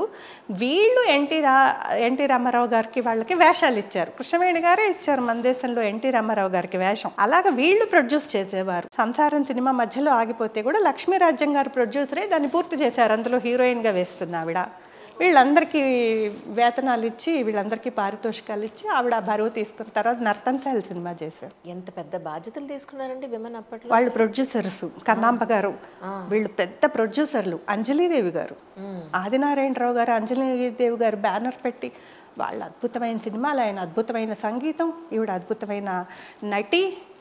అదే తెలుగునాట ఆవిడని సీతమ్మగా కొలిచేవాళ్ళు కదా, పాదాలకి మొక్కి పూజ చేసేవారు కదా. మరి భానుమతి గారు వచ్చిన తర్వాత అసలు ఇంకొకటి మాట్లాడతాడా? ఎదురు నిలబడి ఆ ప్రొడ్యూసరు, డైరెక్టరు, స్టూడియో అధినేత, సంగీత దర్శకురాలు, రచయిత్రి, వాట్ నాట్. సో స్వయం సిద్ధలుగా ఉండేవారు, అన్నీ వాళ్ళు చేయగలిగేవారు అన్నమాట. అంత సెల్ఫ్ సఫిషియెంట్ పర్సన్స్ వాళ్ళు. సినిమాలు తీయడం అంటే మాటలు కాదు కదా. ఇంతమంది మగవాళ్ళని, ఇంత విషయాన్ని వాళ్ళు కెప్టెన్ ఆఫ్ ది షిప్ లాగా ఉండాలి, ఒక దర్శకురాలుగా ఇలా ఉండేవారు వాళ్ళు. అవును అవును. సో తర్వాత పరిస్థితులు మారి హీరోయిన్ది కింద చెయ్యి అయిపోయి, హీరో అసలు ఈవిడ కంటే ఒక 10 రెట్లు ఎక్కువ పారితోషికం తీసుకునే రోజులు రావటం మన దురదృష్టం. కానీ మొదట అసలు ఆడవాళ్ళ సినిమాలు అవి తీసుకుని మగవాళ్ళకి వేషాలు ఇచ్చేవారు. టాలెంట్ అనేది ఈక్వలే కదా స్త్రీకి పురుషుడికి. చాలా గొప్ప పాయింట్ చెప్పారు మీరు. టాలెంట్ అనేది ఈక్వలే కదా అని. టాలెంట్ ఈక్వలే, అది అబ్సల్యూట్లీ. అది మనిషిగా గుర్తించినట్టు. ఇప్పుడు ఫిజికల్గా పనిచేసేదానికి మేస్త్రి దగ్గర మగవాడికి ఒక వేతనం, ఆడదానికి ఒక వేతనం ఉందంటే నీకు తక్కువ కదా శక్తి. నువ్వు తక్కువ ఇటుకలు మోస్తావు, అతను ఎక్కువ ఇటుకలు మోస్తాడు, అందుకని అతనికి ₹1 ఎక్కువ ఇస్తా అని మాట్లాడతారు. నటనకి, రచనకి, సంగీతానికి, ఈ కళలకి ఎలా కొలుస్తావు? ఏముంది వాళ్ళ దగ్గర కొలవడానికి సాధనం? ఈ భానుమతి గారు వీళ్ళందరి గురించి చెప్పుకుంటున్నప్పుడు అదే టైంలో ఎక్స్ప్లాయిట్ కాబడిన ఆవిడ ఒక ఆవిడ ఉంది, కాంచనమాల గారని. అందాల రాసి ఆవిడ. భానుమతి గారే స్వయంగా రాసుకున్నారు తన జ్ఞాపకాలలో. ఒకరోజు ఆవిడ కారులో వెళ్తూ ఉంటే నేను వాకిట్లో నిలబడి చూస్తే ఆ కిటికీలోంచి ఆవిడని చూసిన అరక్షణంలో అసలు అంత అందగత్తె, బాబోయ్ ఇంత అందగత్తె నేను ఎప్పుడు చూడలేదనిపించింది అని రాసుకున్నారు. అంత అందగత్తె కాంచనమాల గారు. ఆవిడ ఆ రోజుల్లో రాయించుకునేవారు. ఒక అగ్రిమెంట్ రాసింది జెమినీ స్టూడియోస్ అధినేతకి, వాసన గారికి. 3 సినిమాలు ఎన్నో 5 అయ్యేదాకా వేరొకళ్ళ దగ్గర నేను నటించను అని చెప్పి. బాలనాగమ్మ సినిమా అది అఖండ విజయం సంపాదించింది ఆ రోజుల్లో. ఈవిడ బాలనాగమ్మగా వేశారు. గోవిందరాజులు సుబ్బారావు గారు అనుకుంటా, మాయల ఫకీర్. అప్పుడు ఆ ప్రొడ్యూసర్ గారితో ఈవిడికి ఏదో మాట ఆ మాట వచ్చి ఈవిడ ఈగో చూపించిందో లేకపోతే ఆయన కోరరా ఏదైనా డిమాండ్ చేశారో సంథింగ్, అది మనకు తెలియదు. అదెవరో గ్రంథస్థం చేయలే, ఏ టాక్ షోలో కూడా చెప్పలే విపులంగా. కానీ ఆయనకి ఈవిడ మీద పంతం వచ్చింది. ఈవిడ ఎలా ఈ ఫీల్డ్లో కొనసాగుతుంది, నాకు అగ్రిమెంట్ రాసింది కదా అని చెప్పి 3 సినిమాల దాకా మరి ఆయనకు చేయాలిగా, 3ో 5ో ఆయన అసలు తీయలేదు ఈవిడతో. వేరే వాళ్ళని బుక్ చేసుకుని వేరే సినిమాలు చేశాడు. ఈవిడికి ఎక్కడ చెల్లదు ఇది. కోర్టుకి వెళ్ళినా కూడా నువ్వు రాసావు, సంతకం పెట్టావు, ఆయన తీసేదాకా నువ్వు వెయిట్ చేయాలన్నారు. ఆవిడ పిచ్చిదైపోయింది మానసికంగా. ఆవిడ అసలు ఎంత మందకొడిగా అన్నీ మర్చిపోయి అసలు ఏం తెలియకుండా ఇప్పుడు కళని ఆపేస్తే, ఒక కళాకారుణ్ణి నువ్వు నీ ఇష్టమైన పని నువ్వు చేయకూడదు అని అంటే, ఒక ఫ్లూట్ వాయించే అతన్ని ఆపలేం, ఒక పాట పాడే అతన్ని ఆపలేం. కానీ ఒక సినిమాలో నటించే అమ్మాయిని ఎవరు తీసుకోరు ఇంకా, ఎందుకంటే చట్టరీత్యా అది నేరం అని. ఏమైపోతుంది? లక్ష్మీరాజ్యం గారు ప్రొడ్యూసర్ అయ్యాక నర్తనశాల సినిమా తీస్తూ ఒక వేషానికి ఆవిడని పిలిస్తే, ఒక చిన్న అతిథి పాత్రలో ఆవిడ కెమెరా అది చూసి నటించలేకపోయారు. అయిపోయింది అసలు ఆవిడకి ఆ జన్మ పూర్తిగా మర్చిపోయింది ఆవిడ నటన అనేది. మంచి ఉజ్వల దశలో ఉన్నప్పుడు ఇటువంటి దెబ్బ తగిలింది ఆవిడ. ఆవిడకి ఎవరు అడ్వైస్ చేయలేదంటారా? ఆవిడ అమాయకత్వం కొంత, ఆవిడకి ఎవరు అడ్వైస్ చేయకపోవడం కొంత. ఈ రోజుల్లో అయితే ఒప్పుకుంటారా? నార్మల్గా ఉండేది ఈ అగ్రిమెంట్ అనేది. అవతల వాళ్ళు కూడా ఇంత పంతానికి పోయేవాళ్ళు కారు. ఇప్పటికి కూడా కొంతమంది అగ్రిమెంట్ రాయించుకుంటారు, నాకు తెలిసిన దర్శకులు. మగపిల్లల చేత రాయించుకుంటారు, ఆడపిల్లల చేత రాయించుకుంటారు. మాకు మంచి అవకాశం వచ్చింది అంటే సరే వెళ్ళండి అంటారు. అది ఉండాలి కదా. అందులో క్రియేటివ్ ఫీల్డ్స్లో పట్టు విడుపు ఉండాలి. సో మరి ఆ రోజుల్లో కాంచనమాల కాంట్రాక్ట్ అని చెప్పి అది చాలా చర్చనీయాంశంగా ఉండేది. మా చిన్నప్పుడు మా అమ్మమ్మలు వాళ్ళు చెప్తే విన్నాం, మాకు పెద్దగా తెలియదు. ఆవిడని నటిగా నేను ఎప్పుడు ఆవిడ సినిమాలు చూడలేదు. తర్వాత ఎప్పుడో టీవీలో బాలనాగమ్మ చూసి నిజంగా ఎంత అందంగా ఉంది ఈవిడ, మళ్ళీ పెళ్ళి, మాలపిల్ల, ఇవన్నీ ఆవిడ సినిమాలు. ఎంత అందంగా ఉంది ఈవిడ, పాపం అంత ఇదైపోయింది కదా ఈవిడ, కళ అంతా నిష్ఫలం అయిపోయింది కదా అని అనుకున్నాం అన్నమాట. ఆవిడ మ్యారేజ్ చేసుకున్నారండి? మ్యారేజ్ కూడా చేసుకోలేదా? అదే అప్పట్లో ఒక భర్త అనే అతను ఉండేవారు. వాళ్ళందరూ కూడా ఒకళ్ళని పెళ్లి చేసుకునేవారు. కానీ ఇటువంటి విషయాలలో ఎవరు ఏమీ సహకరించలేరు. నేను చెప్తున్నాను కదా, ఆడపిల్ల ప్రొటెక్షన్ కోసమని పెళ్లి చేసుకుంటుంది. అందులో ఇట్లాంటి ఫీల్డ్స్లో ఉన్నప్పుడు తప్పకుండా పెళ్లి చేసుకునేవారు. ఇప్పుడు వాళ్ళు చేసుకునేవాళ్ళు, గట్టిగా ఉండేవాళ్ళు, ఆత్మస్థైర్యంతో ఉండేవాళ్ళు, వాళ్ళు అనుకున్నవి చేసేవాళ్ళు. చాలామంది లేడీ ప్రొడ్యూసర్స్ ఎక్కువగా ఉండేవారు. కంపెనీలు నడిపి నాటకాలు, నాటక సమాజాలు కూడా నడిపేవారు. మరి ఏ బ్యాక్గ్రౌండ్ నుంచి వచ్చినా కూడా ఆ తర్వాత వాళ్ళ కాళ్ళకి దండం పెట్టే స్థితికి వాళ్ళు వచ్చారు వాళ్ళ కళ వల్ల. అందులో మనం గొప్పగా చెప్పుకోవాల్సిన తెలుగులో భానుమతి గారు కూడా ఒకళ్ళు. మీరు కలిసారండి ఎప్పుడన్నా? కలిసారా? భానుమతి గారు బతికున్నప్పుడు ఒకసారి రచయిత్రులందరినీ కలిపి రాగసప్తస్వరం రాజలక్ష్మి గారు ఒక మీట్ పెట్టారు. ఆ రోజంతా నాకు బాధ్యత ఏంటంటే, నువ్వు ఆవిడకి నచ్చావు, నువ్వు ఆవిడ పక్కనే ఉండు అన్నారు. నాకు కొంచెం యంగేజ్ కదా, నేను ఇంకా ఆవిడ వెనకాల తిరుగుతూ ఆవిడతోటి భానుమతి అత్తగారి కథల గురించి మాట్లాడుతూ, ఆ కథలో మీరు ఇలా రాశారు, ఈ కథలో అలా రాశారు అంటే ఆవిడ నవ్వుతూ చనువుగా నన్ను దగ్గరికి తీసుకుని చాలా ప్రేమగా మాట్లాడారు.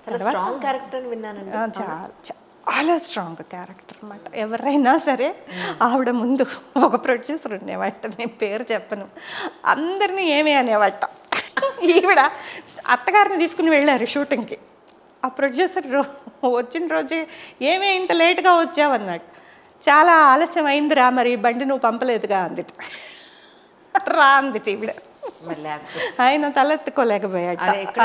కూడా ఒక ఆయన ఉన్నారు, అందరినీ నువ్వు నువ్వు అని చాలా సింగిల్గా అగౌరవంగా మాట్లాడుతూ ఉంటారని ఒక అమ్మాయి ఇచ్చింది.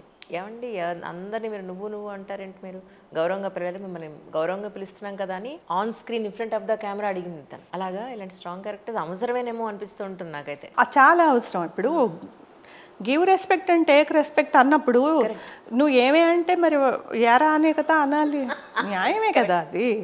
సో ఆవిడ ముందు అసలు ఎవరైనా సరే గజగజ. ఇన్స్టాగ్రామ్లో రీల్ వచ్చింది మ్యామ్, నిన్న మొన్న ఎప్పుడు చూసాను నేను. కృష్ణుడు అంతటి వాడే నీతో క్రూరంగా ఉంటే నువ్వు క్రూరంగానే ఉండు వాళ్ళతోటి, నీతో సౌమ్యంగా ప్రేమగా ఉంటే వాళ్ళతో అలాగే ఉండు అని చెప్పి ఒక శ్లోకం చెప్పి ఆ శ్లోకం కింద మీనింగ్ చెప్తూ ఉంటే ఓహో దేనికి దానికే అన్నమాట లెక్క అని అనుకున్నాను అప్పుడు నిజంగా. నాకు ఒక అమ్మాయి ఉంది, మా అబ్బాయి ఫ్రెండ్, మా ఇండస్ట్రీలో ఒక ఫీల్డ్లో పనిచేస్తుంది, చాలా పైకి వస్తుంది ఈ మధ్య అమ్మాయి.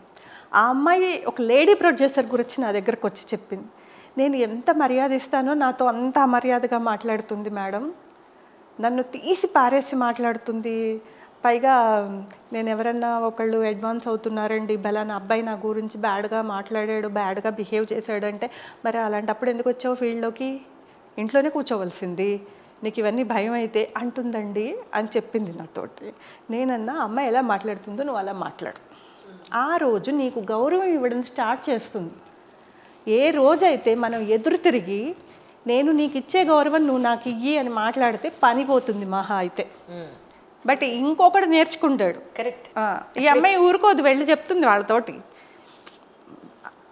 సినిమా టీవీ ఫీల్డ్లో సినిమా ఫీల్డ్లో ఎక్కడైనా సరే అమ్మాయి అనుకోకర్లేదు, అబ్బాయిలైనా సరే ఒక్కసారి దెబ్బతిన్నాక వాళ్ళు ఇంకోళ్ళతో చెప్తారు వాళ్ళకి మర్యాద ఇవ్వండి, లేకపోతే వాళ్ళు చాలా మనని నానా మాటలు అంటారు, పడరు వాళ్ళు అని చెప్పుకుంటారు వాళ్ళల్లో వాళ్ళు. సో నువ్వే స్టార్ట్ చేయాలి. నాకు ఎప్పుడు ఒకటే పాయింట్ అంజలి, ఎక్స్ప్లాయిట్ చేసేవాడికి తప్పు కాదు, నీది కూడా తప్పే, అది తప్పే ఎక్స్ప్లాయిట్ చేయడం, బట్ నీది కూడా తప్పే, నువ్వు కాబడుతున్నావు, ఎక్స్ప్లాయిట్ కాబడుతున్నావు.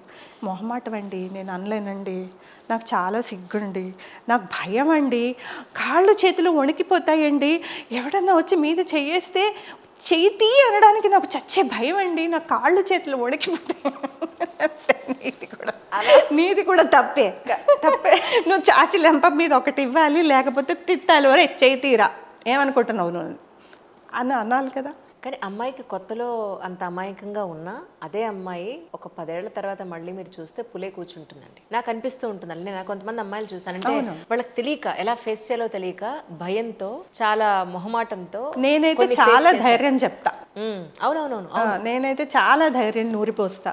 చూడు నీకున్న శక్తిలో మల్టీ టాస్కింగ్ లో వాడి హాఫ్ కూడా ఉండదు, ఒకటే గాడిలో వాళ్ళు చేసే పని చేస్తారు. ఎగ్జాంపుల్, లైవ్ ఎగ్జాంపుల్ నేనే. రమణ గారి దగ్గరికి ఒక 5 ఏళ్ల క్రితం 6 ఏళ్ల క్రితం నేను వెళ్ళినప్పుడు ఓ ఏడుపు, డిప్రెషన్, అసలు చెప్పద్దు ఎంత ధైర్యాన్ని ఇచ్చారంటే రమణ గారు, జీవితం అంతా మీకు రుణపడి ఉంటాను. అలా ఏం లేదు అంజలి, నీలో ఉంది కానీ నీకు తెలీదు, నీలో ఉన్న శక్తి. హనుమంతుడికి చూడు, నీ శక్తి ఇది అని వచ్చి చెప్పాలి, జాంబవంతుడు ఎవరో చెప్పాలి బాబు, చెప్పకపోతే ఆయనకు తెలీదు, నేను ఎగరలేను అంటాడు. నువ్వు ఎగరగలవు అని చెప్పాలి. ఉపనయన విషయంలోనే వాళ్ళని పిలుస్తున్నానండి, వాళ్ళు రానంటున్నారండి, మాకేం సంబంధం అంటున్నారంటే మీ దగ్గరికి వచ్చి ఏడిస్తే మీరు ఒకటే అన్నారు, ఏడు పిచ్చా నీకేమన్నా, ఇన్నాళ్ల పాటు ఒక్కదాన్ని చూసుకున్నావు, కూర్చో ఏమవుతుంది కూర్చుంటే, ఏం పర్వాలేదు అని మీరు ఎంత ధైర్యాన్ని ఇచ్చారో నేను ఎప్పటికీ మర్చిపోలేను. నిజం అర్హత కూడా ఉండాలి కదా, ఆ అర్హత నీది, నువ్వు కష్టపడి సాధించుకున్నది. ఏమీ సాధించకుండా ఏమీ అర్హత లేని వాళ్ళని పిలిచి మనం గౌరవించడం చాలా తప్పు, మహాపాపం. అనర్హులకి అపాత్రులకి దానం చేయడం అనేది చాలా తప్పు. కరెక్ట్. అపాత్ర దానం అసలు చేయకూడదు. అందుకే చెప్పేది నేను, నీది నీ హక్కు, నువ్వు సాధించావు, కష్టపడ్డావు పగలు రాత్రి, సో నీ హక్కు. నిజం. అంటే చాలా బేలగా అమ్మో నేనేమి చేయలేనేమో అన్న భయంలో ఉన్నది, అది రక్తంలో ఉంటుంది అమ్మాయికి కదండి. ఏడుపు అనేది ముందు అసలు, నేను కూడా దానికి ఏమీ అతీతం కాదు. ఎన్ని కబుర్లు చెప్పినా మనని ఎవరైనా అవమానించినప్పుడు ఫస్ట్ వచ్చే కన్నీళ్ళు, తర్వాత తిడతామేమో. నాకు కూడా నువ్వు అన్నావు కదా ఎంగేజ్లో వచ్చారు కదా అని చెప్పి, ఎంగేజ్లో మరి మా ఇంట్లో వంట ఎవ్వరు సినిమా ఫీల్డ్లోకి రాలేదు, ఎవ్వరు కనీసం రైటర్స్గా కూడా లేరు, మాకు అంత కొత్త ఫీల్డే, నాకు అసలు తెలియదు. మగవాళ్ళు అన్నయ్యలు మామయ్యలు ఇంట్లో అవును. మహా అయితే నేను పనిచేసిన స్కూల్లో సార్లు వీళ్ళు తప్పించి బయట ప్రపంచంలో మగవాళ్ళు ఎలా మాట్లాడతారు, సినిమా ఫీల్డ్లో ఎలా ఉంటారు, ఇవన్నీ మనకి తెలియవు కదా. సో అది ఎలా ఫేస్ చేయాలి అని అంటే ఎవరైనా మాట్లాడుతుంటే మనకి మనసుకి ఇష్టం లేకపోతే బటబట కన్నీళ్లు గార్చడం. ఆ తర్వాత అది మానుకున్నాను. కొంతమంది పెద్దలతో నాకు పరిచయం అయిన తర్వాత ఒకసారి నాతోటి ఒక వ్యక్తి నన్ను చాలా హ్యూమిలేట్ చేస్తున్నాడు అని చెప్పి ఏడ్చేస్తే అల్లు అరవింద్ గారు అన్నారు, ఎవరూ నన్ను హ్యూమిలేట్ చేయలేరు అనేంత సుపీరియారిటీ కాంప్లెక్స్ నీకు రావాలి కదండి. అది సాధించు. అసలు ఎవడు నన్ను ఏమీ అసలు కొంచెం కూడా హర్ట్ చేయలేడు అనుకునే సుపీరియారిటీ కాంప్లెక్స్ నీ మనస్సులో ఉంటే ఎవడు ఏం మాట్లాడినా ఎఫెక్ట్ అవ్వవు. అదే కదా. నువ్వు కేర్ చేయకపోతే వాడికి ఛాన్సే లేదు, కరెక్ట్, ఓడిపోతాడు. మనం అన్నా కూడా పట్టించుకోరు, ఎదురు మాట్లాడితే మనం ఎందుకు అనాలి అని వాళ్ళు ఊరుకుంటారు. ఇప్పుడు ఎవరైనా అంతే. ఒక హీరోయిన్ చెప్పినట్టు, ఒక హీరోయిన్ నా సంతోషాన్ని ఎవరు ఇవ్వలేరు, నా సంతోషాన్ని నన్ను ఎవరు బాధ పెట్టలేరు, it's all about in my strength అని ప్రియాంక చోప్రా అంటే నిజంగా అనిపించింది నాకు. కొన్నిసార్లు అంటే చూసి నాకు మీరే గుర్తొస్తూ ఉంటారు. You are very strong lady అండి, very strong lady. Thank you. ఒక రోజు నేను రమణ గారికి ఫోన్ చేశాను, ఏమండి ఎవరికో ఆయన కథ వినిపిస్తారంటే మీ ఒపీనియన్ కావాలండి అంటే, నేను ఒపీనియన్స్ ఇవ్వనండి, అలాంటి వాళ్ళని పరిచయం చేయొద్దండి అన్నాడు. ఇలా కూడా మాట్లాడచ్చా? నిజం రమణి గారు, నాకు బాగా గుర్తు, ఇలా కూడా మాట్లాడచ్చా? ఇలాంటి క్యారెక్టర్ని అంటే ఇంతే స్ట్రాంగ్ క్యారెక్టర్ని మళ్ళీ ప్రేమలో చూస్తాను నేను. కడిగి పడేస్తుంది ప్రేమ, కొంచెం కూడా టాలరేట్ చేయదు. నువ్వు ఇలా ఉండవే, నువ్వు తీయటి పప్పుచారులా ఉండకే, ఘాటైన సాంబార్లా అంటూ ఉంటుంది. అలాగా నిజంగా యూఆర్ సచ్ వండర్ఫుల్. తర్వాత నాకు అనిపించింది, ఏంటి ఒపీనియన్ గురించి అడిగి ఆవిడ టైం అంతా వేస్ట్, ఎనర్జీ వేస్ట్. ఏమిటి తీరా ఇక్కడ చెప్పిందే వాడు చేస్తా కరెక్ట్, మీరే కరెక్ట్ అనిపించింది తర్వాత నాకు. ఇదే ఒక విషయం, అన్నిట్లోకి తేలికైన పనే ఉంది ప్రపంచంలో. నేను ఇక్కడ కూర్చుని జడ్జిమెంటల్గా అమ్మాయిలందరూ తప్పు, ఈ రోజుల్లో వీళ్ళు ఇలా ఉంటున్నారు కాబట్టి ఇలా జరుగుతోంది, ఇన్ని నేరాలు జరుగుతున్నాయి అని చెప్పచ్చు. అబ్బాయిలందరూ తప్పు, అసలు అమ్మాయిల కష్టాలన్నిటికీ మగవాడే కారణం అని చెప్పచ్చు. ఎంత ఈజీ, ఒక మాటలో జడ్జిమెంట్ పాస్ చేయడం ఎంత ఈజీ. వాళ్ళ షూస్లో మనం కాళ్ళు పెట్టి నిలబడితే ఒక అబ్బాయి సినిమా ఫీల్డ్లోకి వచ్చి నిలదొక్కుని ఒక హీరోనో, ఒక స్టంట్ మాస్టరో, ఒక కొరియోగ్రాఫరో, ఒక మ్యూజిషియనో, లేకపోతే ఒక ఆర్టిస్ట్, పాట పాడే అతనో, గాయకుడో అవడానికి ఎన్ని కష్టాలు ఆడపిల్లకు ఉన్నాయో అన్ని కష్టాలు పడతారు. కరెక్ట్. అన్ని ఎక్స్‌ప్లాయిటేషన్స్కి లోబడతాడు, ఎదిరించిన వాళ్ళని తీసేస్తారు. సేమ్ ఆడపిల్లకి మగపిల్లాడికి ఏమీ తేడా లేదు. ఒకే ఒక విషయం, బొడపటా కన్నీళ్ళు గార్చడం, ఏడ్చి వెనక్కి తిరిగి వెళ్ళిపోవటం అమ్మాయి తొందరగా చేస్తుంది.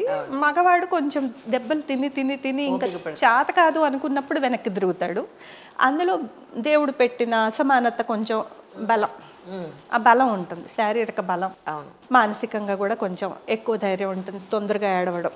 అదేదో గ్లాండ్స్ తప్పు, మంది కాదు. అవును అవును, మనం వేరు, మన శరీరం వేరు. సో మనస్సు ఏమి ఏడవదు. ఒకసారి శరీరం ఎందుకు ఏడుస్తుందని కోపం వస్తుంది, కానీ శరీరం ఏడుస్తుంది, మనస్సు ఏడవదు. మనస్సు చాలా వజ్రకఠినంగానే ఉంటుంది.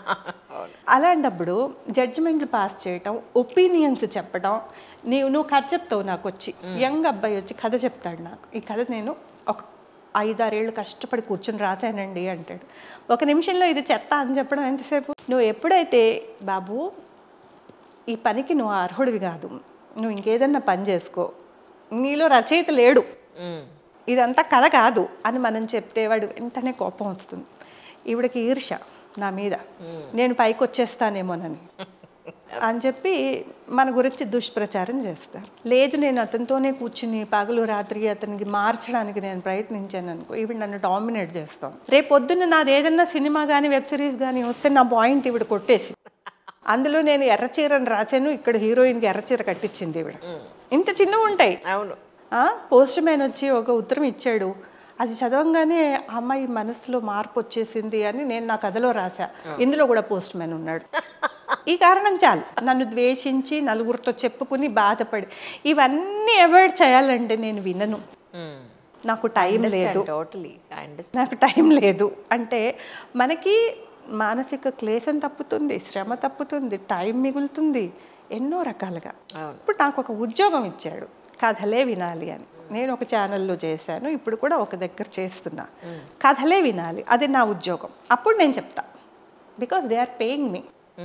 సో నేను చెప్పింది అవతల వాడు వింటాడా వినడా అది మన అనవసరం, కానీ నేను న్యాయంగా ఈ కథలో ఈ తప్పులు ఉన్నాయి అని చెప్పాలి, ఎందుకంటే జీతం తీసుకుంటున్నాను కాబట్టి ఫ్రీగా నేను అడ్వైజులు ఇవ్వను. అదే నీకు ఆ రోజు చెప్పాను. అవును, నేను అసలు ఇప్పటికీ మర్చిపోలేకపోతున్నాను. 5 ఏళ్ళ దాటిపోయింది అది జరిగి. అంటే మీ ప్రతి మాట, ఒక చిన్న మాట కూడా నాకు చాలా పెద్ద ఇంపాక్ట్ ఉంటుంది లైఫ్లో.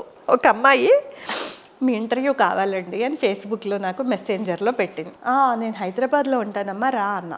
నేను బెంగళూరులో ఉంటానండి, నేను ఒక్కదాన్ని ప్రయాణం చేయలేను, మా అత్తగారు ఒప్పుకోరు, మా ఆయన ఒప్పుకోరు అంది. నువ్వు ఇంటర్వ్యూలు చేసే స్థాయికి రావాలంటే చాలా ఏళ్ళు పడుతుందమ్మా, ముందు అత్తగారిని ఆయన్ని కన్విన్స్ చేసుకుని నువ్వు ఒంటరిగా గడప దాడతావు చూడు, ఆ రోజు నాకు ఫోన్ చేయని చెప్పి పెట్టేశాక దాటాల్సిందే, టైం పడుతుంది. 7 సంవత్సరాల తర్వాత ఆ అమ్మాయి ఒక కంపెనీ పెట్టి 150 మందికి ఉద్యోగం ఇచ్చింది. అమలాపురం అగ్రహారం నుంచి వచ్చిన ఒక అమ్మాయి. మీరన్న మాట నేను చాలా మనసుకు తీసుకున్నానండి. ఒకరోజు తిట్టుకున్నాను, ఒకరోజు ఏడ్చాను, ఆ తర్వాత నిజమే అనిపించింది. నేను అప్పుడు అమ్మాయి సాఫ్ట్వేర్ ఇంజనీరింగ్ అయిపోయి కూడా అమ్మాయి ఇంట్లోనే ఉంటూ భయంతో ఉండేదన్నమాట. వీళ్ళు ఏమనుకుంటారో, సంఘం ఏమనుకుంటుందో, నేను ఇలా బయటకు వెళ్తే అని. కానీ మనసులో కోరికేమో రాయాలని, ఇంటర్వ్యూలు చేయాలని, ఇలాంటి క్రియేటివ్ సైడ్ కోరికలు ఉన్నాయి. సో నేను అట్లా కొంచెం కత్తాబద్ద అని మాట్లాడతా. సూటిగా మాట్లాడినా అవతల వాళ్ళకి గుచ్చుకున్నా వాళ్ళకి జీవితాంతం ఆ మాట గుర్తుంటే అది హంట్ చేస్తూ ఉంటుందండి. మీరు నమ్మండి నమ్మకండి, ఇందులో అది రియలిస్టిక్గా అనుభవంలోకి వచ్చాక అర్థమవుతుంది ఆ మాటకి నిజమైన విలువ. అంతే. చాలా మంది అపార్థమే చేసుకుంటారు. అర్థం చేసుకునే వాళ్ళు అంజలిలాగా ఏదన్నా ఒక 2-3% ఉంటారేమో, కానీ అపార్థం చేసుకుని ఇవిడికి చాలా అహంకారం అనేవాళ్ళు చాలా మంది. కానీ నేను ఏం చెప్తాను అంటే, నువ్వు ఎక్స్ప్లాయిట్ కాబడకు, నువ్వు అన్నింటికీ తలవంచకు, నీకు ఇష్టం లేని దగ్గర నోరిప్పి మాట్లాడు. మహా అయితే వాడు పని ఇవ్వడు, అవును, నిన్ను చంపేలేడు. ఇంకేదన్నా చేస్తే నువ్వు వెంటనే కేసు పెడతావు, అరుస్తావు, గొడవ చేస్తావు, లేదా నీ శక్తి ఉంది నువ్వు చెప్పు తీసుకుని కొడతావు. వాడు భయపడతాడు. పేరు ప్రఖ్యాతులు ఉన్నవాడు ఒక అమ్మాయి చెప్పు తీసి కొట్టింది అని అంటే బయటకు వెళ్ళి చెప్పుకోవడానికి వాడు భయపడతాడు. ఎగ్జాక్ట్లీ. ఇది కూడా నేను ఒక కథలో రాశాను, జాలం అనే కథలో. ఆ అమ్మాయి చెప్పు తీసుకుని కొడుతుంది లోపలికి వెళ్ళి, వాడు బయటకు వచ్చి ఎవరికి చెప్పలేడు. ఈ జీవితంలో ఎప్పటికన్నా ఈ పని చేయాలి, ఒక్కసారైనా చేయాలి. నీకు తెలియదు కొట్టాలని, నీకు ఎవరన్నా నీకు రావాలి, ఆత్మ ప్రబోధన రావాలి నీకు. వీడు ఎవడు నన్ను ఇంత అవమానించడానికి అని. ఇప్పుడు మోస్ట్ డ్యామేజింగ్ ఏముంది, ఆడపిల్ల మీద తన ఇష్టం లేకుండా వాడు మీద పడడం, మీద చెయ్యడం, అవును, ఒక పసు ప్రవృత్తితో బిహేవ్ చేయటం. అప్పుడు కూడా నువ్వు కొట్టడానికి వెనకాడితే, అప్పుడు కూడా నువ్వు తిట్టడానికి అంటే ముందు నీ శక్తి ఉపయోగించి ఆ తర్వాత కదా నువ్వు పోలీస్ స్టేషన్లకు వెళ్ళేది, నువ్వు కేసులు పెట్టేది, ఇవన్నీ తర్వాత విషయం. ముందు వాడు భయపడిపోతాడు ఒక్కడే ఉన్నప్పుడు. ఇంకా మాస్ రేపులు అవి ఇవి జరుగుతున్నాయి అంటే నేను చెప్పను, కానీ అంత దుర్మార్గులు, రాక్షసులు, ఆ దమనకాండ గురించి ఒకడే ఉన్నప్పుడు నువ్వు భయపెట్టగలగాలి. ఆడపిల్లల్ని అలా పెంచాలి. నిన్ను ఎవడన్నా చెయ్యి వేస్తే నువ్వు ఎదురు తిరగాలి, వాడికి 2 పంచులు ఇవ్వాలి. ఈ మధ్య బాగా నచ్చిపోయిన సినిమా జై హే, జయ జయ జయ హే అనే సినిమా, మలయాళంది. అమ్మాయి రోజు కొడుతుంటాడు ప్రతి దాంట్లో, ఉప్పు తక్కువైందని, అదని ఇదని మొగుడు. అమ్మాయి యూట్యూబ్లో చూసి కరాటే నేర్చేసుకుని రోజు బాత్రూమ్ గోడని గుద్ది గుద్ది గుద్ది గుద్ది తన్ని తన్ని తన్ని ఒక రోజు లాస్ట్కి ఇలాగే ఏదో అంటూ ఉంటాడు, కొట్టడానికి చెయ్యెత్తుతాడు. ఒక్క పంచి ఇస్తే వెళ్ళి పడిపోయి ఎక్వేరియం విరిగిపోయి అందులో వాడి మెడ ఇరుక్కుపోయి, వెరీ గుడ్, వాడు అసలు మళ్ళీ లేవలేక చెప్పుకోలేడు.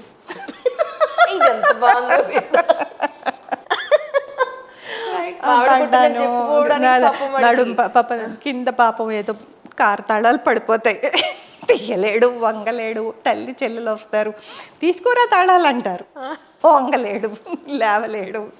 ఏమైందిరా అంటే జారి పడ్డాను అంటాడు. ప్రతిరోజు వైఫ్ని కొట్టినప్పుడు పాపం ఆ అమ్మాయి ఎంత అబలగా ఉన్న వాళ్ళని పసుబలం చూపించి కొడతారు. వైఫ్ బీటింగ్ అనేది దీనికి చదువుకున్న వాళ్ళు కూడా అతీతులు కారు. అవును, పెద్ద పెద్ద పొజిషన్స్లో ఉన్న వాళ్ళు, ఐఏఎస్లు, ఐపీఎస్లు, డాక్టర్స్ చాలా మంది భార్యలు నాతో చెప్పుకున్నారు. నాకు దగ్గర కౌన్సిలింగ్ వస్తారు. లేడీ అంటే ఇంటిల్లిపా అది జబ్బమ్మా, జబ్బు కదా, అది జబ్బు, ఒక మానసికమైన జబ్బు. దానికి చిన్నప్పుడు తెలీదు, ఇప్పుడు తల్లిదండ్రులకు తెలీదు. ఎందుకంటే వాడు కొట్టడు, తల్లిని చెల్లెల్ని కొట్టడు, పెళ్లి చేసుకుని వచ్చిన పెళ్ళాన్నే కొడతాడు. సో ఎవరూ చెప్పలేరు వాడు పెళ్ళయి వాడు ఒక అమ్మాయితో ఒంటరిగా ఉన్నప్పుడు ఎలా బిహేవ్ చేస్తాడు అన్నది ఎవరికి తెలీదు. సో నార్సిజం అనేది వాడి అహం ప్రదర్శించడానికి వాడికి ఒకళ్ళు దొరకాలి, ఒకళ్ళ బలహీనులు దొరకాలి, ఒకళ్ళు వాడికి లోబడి ఉండేవాళ్ళు దొరకాలి.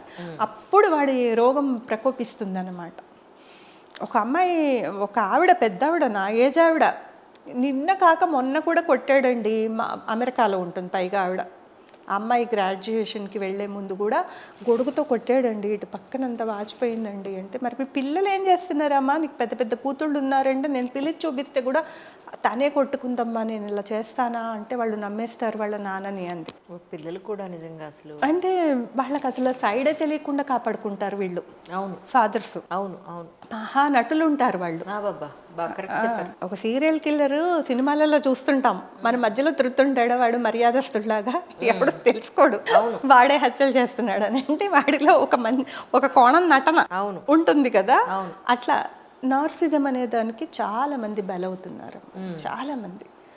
అది దానికి చదువు, స్థాయి, డబ్బు ఇవన్నీ ఉన్నా కూడా ఒక మామూలు కింద తరగతి వాడు ఎలా భార్యని కొడతాడో అలా పై తరగతి వాడు కూడా కొట్టి ఆనందిస్తాడు. ఎందుకు అంటే దానికి పెద్ద లాజిక్ లేదు అతనికి. అది కానీ తిరిగి ప్రతి విమెన్ నన్ను ఎందుకు కొడతారో అని అంటే, హస్బెండ్ కొట్టిన ప్రతిసారి ఫస్ట్ టైమే గనక తను కూడా చెయ్యెత్తితే అది విడాకుల వరకు వెళ్ళిపోతుందంటారా మీ ఉద్దేశ ప్రకారం? లేకపోతే భయపడి నిజంగా అది కొంచెం ఆగుతుందా ఆ హింస ఏమన్నా? తప్పటి సినిమా చూసా, ఒక్కసారే కొట్టాను కదా అని వాడు ఎన్నో క్షమార్పణలు చెప్తాడు. ఆ అమ్మాయి అంటుంది, నీతో పాటు నిలువెత్తు మనిషిని ఒక్కసారి కొట్టడం ఏంటి అసలు, ఒక్కసారి కూడా నీకు ఎందుకు అంత ధైర్యం రావాలి, చెయ్యి పెట్టి. అందులో వాడు ఆఫీసరు అందరూ ఉన్నప్పుడు ఒక పార్టీలో కొడతాడు. ఈ అమ్మాయి ఏదో ఆపుతోందని చెప్పి చాచి కొడతాడన్నమాట. అప్పుడు అమ్మాయి అంటుంది, ఒక దెబ్బ 100 దెబ్బలా అని చూస్తావా? ఇప్పుడు కొట్టడం అనేది వాడు అవమానం చేసిన తర్వాత మెడలో చెప్పులు దండలు వేసాడు, అందులో ఒక చెప్పు ఉందా 100 చెప్పులు ఉన్నాయా అంటామా? ఎగ్జాక్ట్లీ. సో కొట్టడం అనేది నా అభిమానం మీద, చెంప మీద కాదు, అది నా అభిమానం మీద. ఫిజికల్ నొప్పి కాదు, నా మనస్సు ఎంత నొచ్చుకుందో. ఇప్పుడు నువ్వు క్షమాపణలు చెప్పినా కూడా నేను నిన్ను భర్తగా అంగీకరించలేకపోతున్నాను అన్నది అది పాయింట్. అయితే నేను ఈ విషయాన్ని కూడా రాస్తే చాలా మంది ఆడవాళ్లే మీరు చెప్పేది భరించాల్సిందే, భర్త అన్నవాడు ఒక దెబ్బ కొడతాడు, ఎంత వాళ్ళ బ్లడ్ లో ఉండిపోయిందండి. అంటే వాళ్ళు మారట్లే, అంటే వాళ్ళకి పాపం ఇంకా ప్రపంచం తెలియట్లే. ఇద్దరు ఒక మాట అనుకున్నారు కదా, అమ్మాయి కూడా మాటలు అంది కదా, అతను కొట్టాడు, అందులో తప్పేముంది, కొంచెం అడ్జస్ట్ అయితే వాడు ఎంతో మంచివాడు కదా, మిగతా అంత కారు తిప్పుతాడు, పిల్లల్ని చూసుకుంటాడు, డబ్బులు ఇస్తాడు, ఇవన్నీ చూసుకున్నప్పుడు ఈ అమ్మాయి ఒంటరిగా వెళ్ళిపోయి ఏం సాధిస్తుంది? ఇదే మైండ్ సెట్లో ఉంటున్నారు. ఒంటరిగా ఎలా బతుకుతుంది అనే దగ్గర అది ఆగుతుంది. ఏ కథన్నా తీసుకో, నువ్వు ఒంటరిగా బయటకు వెళ్ళి ఏం చేస్తావు? నువ్వు ఎదిరించకు, నువ్వు పడు. ఈ ఒక్కసారి దెబ్బ కొట్టినప్పుడు ఈ అమ్మాయి నోరు మూసుకుని పడితే వాడు కాళ్ళు పట్టుకుని సారీ సారీ అంటాడు, క్షమించేస్తే వాడు రెండోసారి కొట్టడం ఏంటి, మూడోసారి కొట్టడం ఏంటి, అలవాటుగా మారదనేంటి? ఇప్పుడు అలవాటైపోతుంది. తాగిన ప్రతిసారి ఇది ఒకటేసారి అని చెప్పి చాలా డ్రింక్ చేసేవాళ్ళు, రాత్రిపూట శుభ్రంగా చచ్చేటు కొట్టి పొద్దున్న లేచి కాళ్ళు పట్టుకునే వాళ్ళు ఎంతమంది ఉన్నారు. కానీ అదే అంటున్నాను, ఇప్పుడు దీనికి ఆ ఫోన్లు ఇది ఒక్కటే కదా అని అడ్జస్ట్ అయిపోయి ఉంటే ఇక వాడికి అదే అలవాటు అయిపోయి ఉంటుంది కదా. ఎంతకాలం పడుతుంది అలా ఈవిడ అంటే ఈవిడిని ఆత్మాభిమానం చంపేసుకుని ఎంతకాలం ఉంటుంది? చాలా తరాలుగా పడే ఉంటున్నారు. Other side of the coin ఆడవాళ్ళు కూడా కొడతారట కొంతమంది. నా దగ్గరకు ఉన్నారు, నాకు తెలిసిన వాళ్ళు కూడా ఉన్నారు. చక్కగా పప్పుకు తిట్టంగమని కొడతారు వాళ్ళు వెళ్ళి. వేరే రాష్ట్రంలో మా పెద్దమ్మ గారు వాళ్ళు బ్రహ్మానందంగా చెప్పినట్టు ఆ ఊహే ఎంత బాగుందో అని. ఆ ఊహ కూడా అంత బాగుండదు అంజలి, ఎందుకంటే పాప అమాయకుల మీద చూపిస్తారు వీళ్ళ ప్రతాపం. ఎప్పుడు చూడు మంచి వాడు ఉంటే గయ్యాళి పెళ్ళ ఉంటుంది, కూర్చుంటే నిలబెడితే హింసిస్తుంది. ఒక ఆయన వచ్చి ఏడుస్తూ కొంచెం అన్నం పెట్టండి, మా ఆవిడ నన్ను బాగా కొట్టింది, ఇవాళ పొద్దు నుంచి నాకు అన్నం పెట్టలేదు అని చెప్పేవాడు. ఒక పెద్ద ఇంజనీర్ ఒక ఒక రాష్ట్రంలో ఉన్నప్పుడు మా పెద్దమ్మ వాళ్ళు పాపం ఒకసారి రుబ్బరోల పత్రం పెట్టి కొట్టేసింది ఆవిడ. దరిద్రం వదిలిపోయింది. ఆసుపత్రి పాలయ్యాడు. కాదు, ఆవిడకేం ఆర్థికంగా కూడా లేదు, అయినా కూడా కొంతమంది ఉంటారట. సో అందరూ ఆడవాళ్లే పడుతున్నారు కష్టాలని నేను చెప్పను, మగవాళ్ళు కూడా పడుతున్నారు. మగవాళ్ళ మీద కేసులు, ఫాల్స్ కేసులు పెడుతున్నారు, ఆడపిల్లలు ఎక్స్ప్లాయిట్ చేస్తున్నారు. క్రెడిట్ కార్డులు అవి తీసేసుకొని మొత్తం వాడేసి వదిలేసే వాళ్ళు ఉన్నారు. ఇతని దగ్గర ఏదైనా బలహీనత ఉంటే దాన్ని వాళ్ళు క్యాష్ చేసుకునే వాళ్ళు ఉన్నారు. రెండో సైడ్ కూడా ఉన్నారు. బట్ పర్సంటేజ్ వైజ్ విమెన్ ఎక్కువ సఫర్ అవుతున్నారు, మెన్ కూడా ఉన్నారు. బట్ పర్సంటేజ్ అంత ఎక్కువ లేదేమో అని నా ఉద్దేశం. ఇప్పట్లో రెండు సమానంగానే ఉన్నాయి. అంతేనా? అదే ఇందుకే రైటర్ పాయింట్ ఆఫ్ వ్యూ అన్నా, ఇందుకే ఎక్కువ చూస్తారు సొసైటీని మాకన్నా కూడా ఎక్కువగా. ఆ కేసులు కూడా ఉన్నాయి. ఒక అబ్బాయి పెళ్లి వయసుకు వచ్చి పెళ్లి చేసుకోవాలంటే ఎడగడ వణుకుతున్నాడు ఈ రోజుల్లో. అవును, ఎట్లాంటి అమ్మాయి వస్తుందో మనకు తెలియదు. నిన్ననే చూసాం కదా, ఒక హనీమూన్కి వెళ్ళినప్పుడు భర్తను చంపేసిన అమ్మాయి. కాదండి, నాకు ఇదే ఆశ్చర్యం. అబ్బాయిలు చంపేశారు ఇంతకాలం విన్నాం, అత్తగారులు మావగారులు చంపేశారు వీళ్ళందరూ విన్నాం. అసలు ఇష్టం లేకపోతే పెళ్లి చేసుకోకుండా ఉంటే పోలా, చంపేయడాలు ఎందుకు? అది కూడా మానసికమైన జబ్బేమో, లేకపోతే సినిమాలు టీవీ సీరియల్స్ చూసి అందులో చూడు, ఇప్పుడు మనకు వచ్చే కొన్ని సినిమాలలో హత్య చేసి తప్పించుకోవడం హీరోయిజం, చట్టానికి పట్టుపడకపోవడం హీరోయిజం అనే సినిమాలు కొన్ని వస్తున్నాయి కదా. నేనెందుకు పేరు చెప్పడం, అలాంటి సినిమాలు కూడా వస్తున్నప్పుడు వీళ్ళు ఏంటంటే వీక్ మైండ్ వాళ్ళు. భర్తకి మొహం మార్చేద్దాం అనుకుంది కదా ఒక ఇల్లాలు, మొగుడిని చంపేసి భర్త మొహం ప్రియుడికి పెట్టేసుకుని ఆస్తిపాస్తులు అనుభవిద్దాం అనుకున్న ఒక అమ్మాయి ఉంది కదా ఇప్పుడు మన జైల్లో. ఇప్పుడు విడుదల చేశారో ఏమో నాకు తెలియదు కానీ అది సినిమాగా కూడా తీశారు హిందీలో. పాపం అది ఎంత గొప్ప కథ అని వాళ్ళు సినిమాగా కూడా తీశారు. ఒక బోన్ సూప్, మటన్ సూప్ తాగి వాడు పట్టుబడతాడు. ఎందుకంటే అసలు భర్తకు మటన్ సూప్ ఇష్టం ఉండదు, ఈ ప్రియుడు తాగేసాడు. వాళ్ళ అమ్మ వచ్చి ఆసుపత్రిలో తాగేస్తుంటే వాళ్ళ అమ్మ చూసి నా కొడుకు ఎప్పుడు మటన్ సూప్ తాగడని. అప్పుడు వాళ్ళకి అనుమానం వస్తే వీడు ఫేసు కాల్చేసింది అమ్మాయి గుర్తుపట్టకుండా, ప్రియుడిది. వాడు దానికి కూడా రెడీ అయిపోయాడు ప్రేమించిన అమ్మాయి కోసం. సో ఇవి కోటి ఒక 10 కోట్లలో ఒకళ్ళు ఉంటారు, జనరల్గా ఉంటారు. మగవాళ్ళు కూడా ఆడవాళ్ళు కూడా. క్రిమినల్ సైకాలజీ ఇంత పాశవికత్వం మనసులో ఉండే ఒక హత్య చెయ్యాలి అని అనుకునే వాళ్ళు ఎక్కడో 10 కోట్లకు ఒకళ్ళు ఉండడం బట్టే మనం అందరం బతుకుతున్నాం కదా. ఈక్వల్ రేషియోలో ఉంటే అందరం చచ్చిపోతాం. అవును. సో హంతకులు అనే వాళ్ళకి కూడా అదొక మానసిక రోగమే. కరెక్ట్. చిన్నప్పటి నుంచి పెంచిన తల్లిదండ్రులు కానీ చుట్టూ ఉన్న సమాజం కానీ గమనించాలి ఆ బిహేవియర్ ఎలా ఉంది, ఎటువంటి సాహిత్యం వాళ్ళు ఎక్కువ చదువుతున్నారు, ఎటువంటి సినిమాలు వాళ్ళు ఎక్కువ ఇంట్రెస్ట్గా చూస్తున్నారు, వీళ్ళు సెర్చ్ హిస్టరీ ఏంటి, వీళ్ళు ల్యాప్టాప్లో ఏం చూస్తున్నారు, పగలల్లా గదిలో కూర్చుని తలుపులు వేసుకుని వీళ్ళు ఏం చూస్తున్నారు, ఇవన్నీ కూడా కొంచెం తల్లిదండ్రులు గమనించాలేమో అని నేను అనుకుంటున్నాను.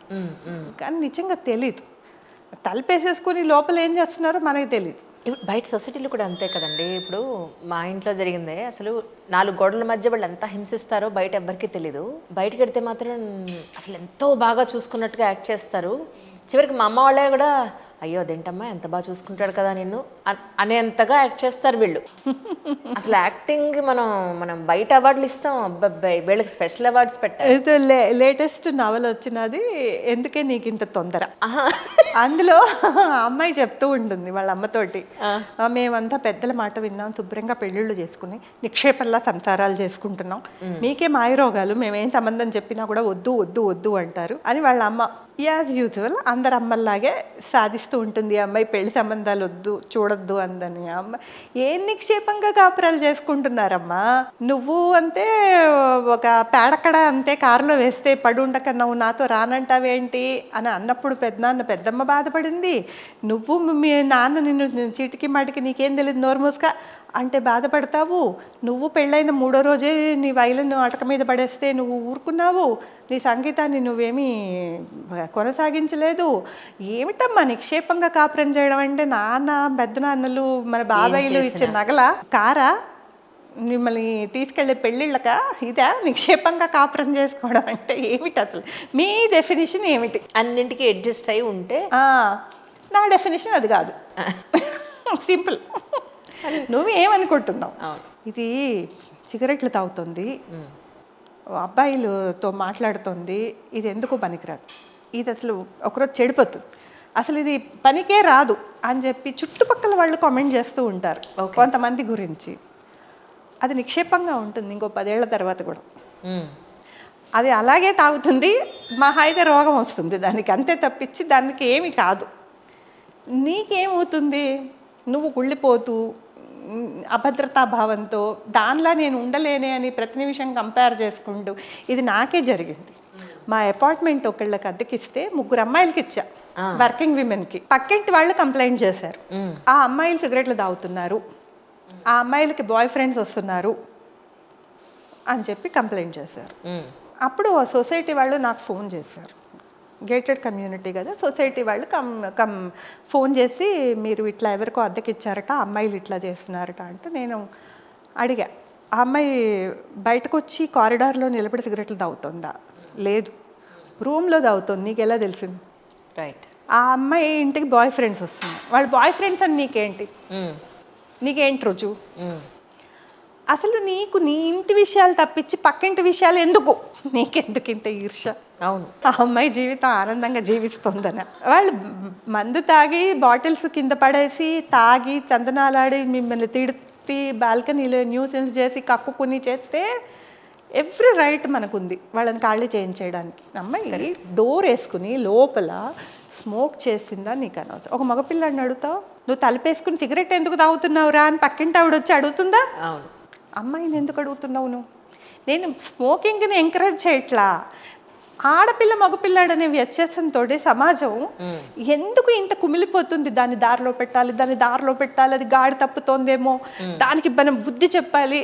వాళ్ళ అమ్మా నాన్నలు కూడా దగ్గర లేరు, మనమే తీసుకోవాలి ఆ బాధ్యతని. పక్కింటి వాళ్ళు, ఎదురింటి వాళ్ళు, సొసైటీ వాళ్ళు, ఆఫీస్ వాళ్ళు, ఆఫీస్లో ఆఫీసరు, చివరికి నువ్వు చిన్నపిల్లవి, నీకు తెలియదు. నువ్వు వాడితో ఇందాక నవ్వుతూ మాట్లాడుతున్నావు, అలా నవ్వుతూ మాట్లాడకు, వీడితో నవ్వుతూ మాట్లాడాలి, వాడితో నవ్వుతూ మాట్లాడకూడదు. ప్రతి వాళ్ళు ఒక జడ్జిమెంట్ ఇస్తారు అమ్మాయి గురించి, ఒక బాధ్యత వీళ్ళది. ఆ అమ్మాయి రేపు కష్టం వచ్చి ఏడుస్తూ, బాబాయ్ గారు మీరు చెప్పినప్పుడు నేను వినలేదు, నేను ఇప్పుడు నా కాళ్ళ మీద నేను నిలబడాలనుకుంటున్నాను, నాకు 10 లక్షలు ఇవ్వండి, నేను ఏదో పెట్టుకుంటాను, బొటికి పెట్టుకుంటానంటే నువ్వు అప్పుడు ముందుకెళ్తావా? వాడిని నేను చెప్తున్నాను విను, నేను నీ బాధ్యత పడతానని నువ్వు చెప్పు, మీ ఆవిడ అడగకుండా నువ్వు 1 రూపాయి చూద్దాం. సో బాధ్యత పడరు. కానీ ప్రతి వాళ్ళకి ఆడపిల్ల అనగానే సలహాలు ఇవ్వాలని మాత్రం ఒక కోరిక. ఇద్దరిది తప్పు ఉంటుంది. అమ్మాయి కాబట్టి వీళ్ళు ఎక్కువ కేర్ తీసుకోవడం అనేది నేను తప్పు అని అనను. ఇంట్లో వాళ్ళు కూడా మనం ఆడపిల్లని కొంచెం టైంకి రామ్మ, చీకటి పడ్డాక తిరగకమ్మా అంటాం. తల్లిదండ్రి కూడా కొంత చెప్తారు. కానీ ఈ రోజుల్లో ఒక బీటెక్ అవగానే ఎంఎస్ చేయడానికి అమెరికా వెళ్ళిపోతారు. ఇక్కడ మనకి పగలు, అక్కడ రాత్రి. మనకి తెలియదు వాళ్ళు రాత్రి ఏం చేస్తున్నారో మనకి తెలియదు. మనం పగలు బిజీగా ఉంటాం. అమ్మాయి ఫోన్ చేస్తుంది 1 గంటకు, నేను ఇప్పుడు నాన్న నేను భోజనానికి కూర్చున్నామే, ఏంటి విశేషాలు అంటాం. కానీ అదేంటి నీకు 1 గంట అయిపోయింది ఇంకా లేచున్నావు అని అనం. ఎందుకంటే మనకు అసలు ఆ మైండ్ సెట్టే పోదు, అది రాత్రి ఇది పగలరు.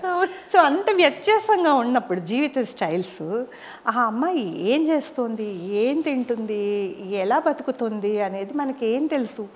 మనకేం చెప్తుందో అది మనం నమ్మాలి.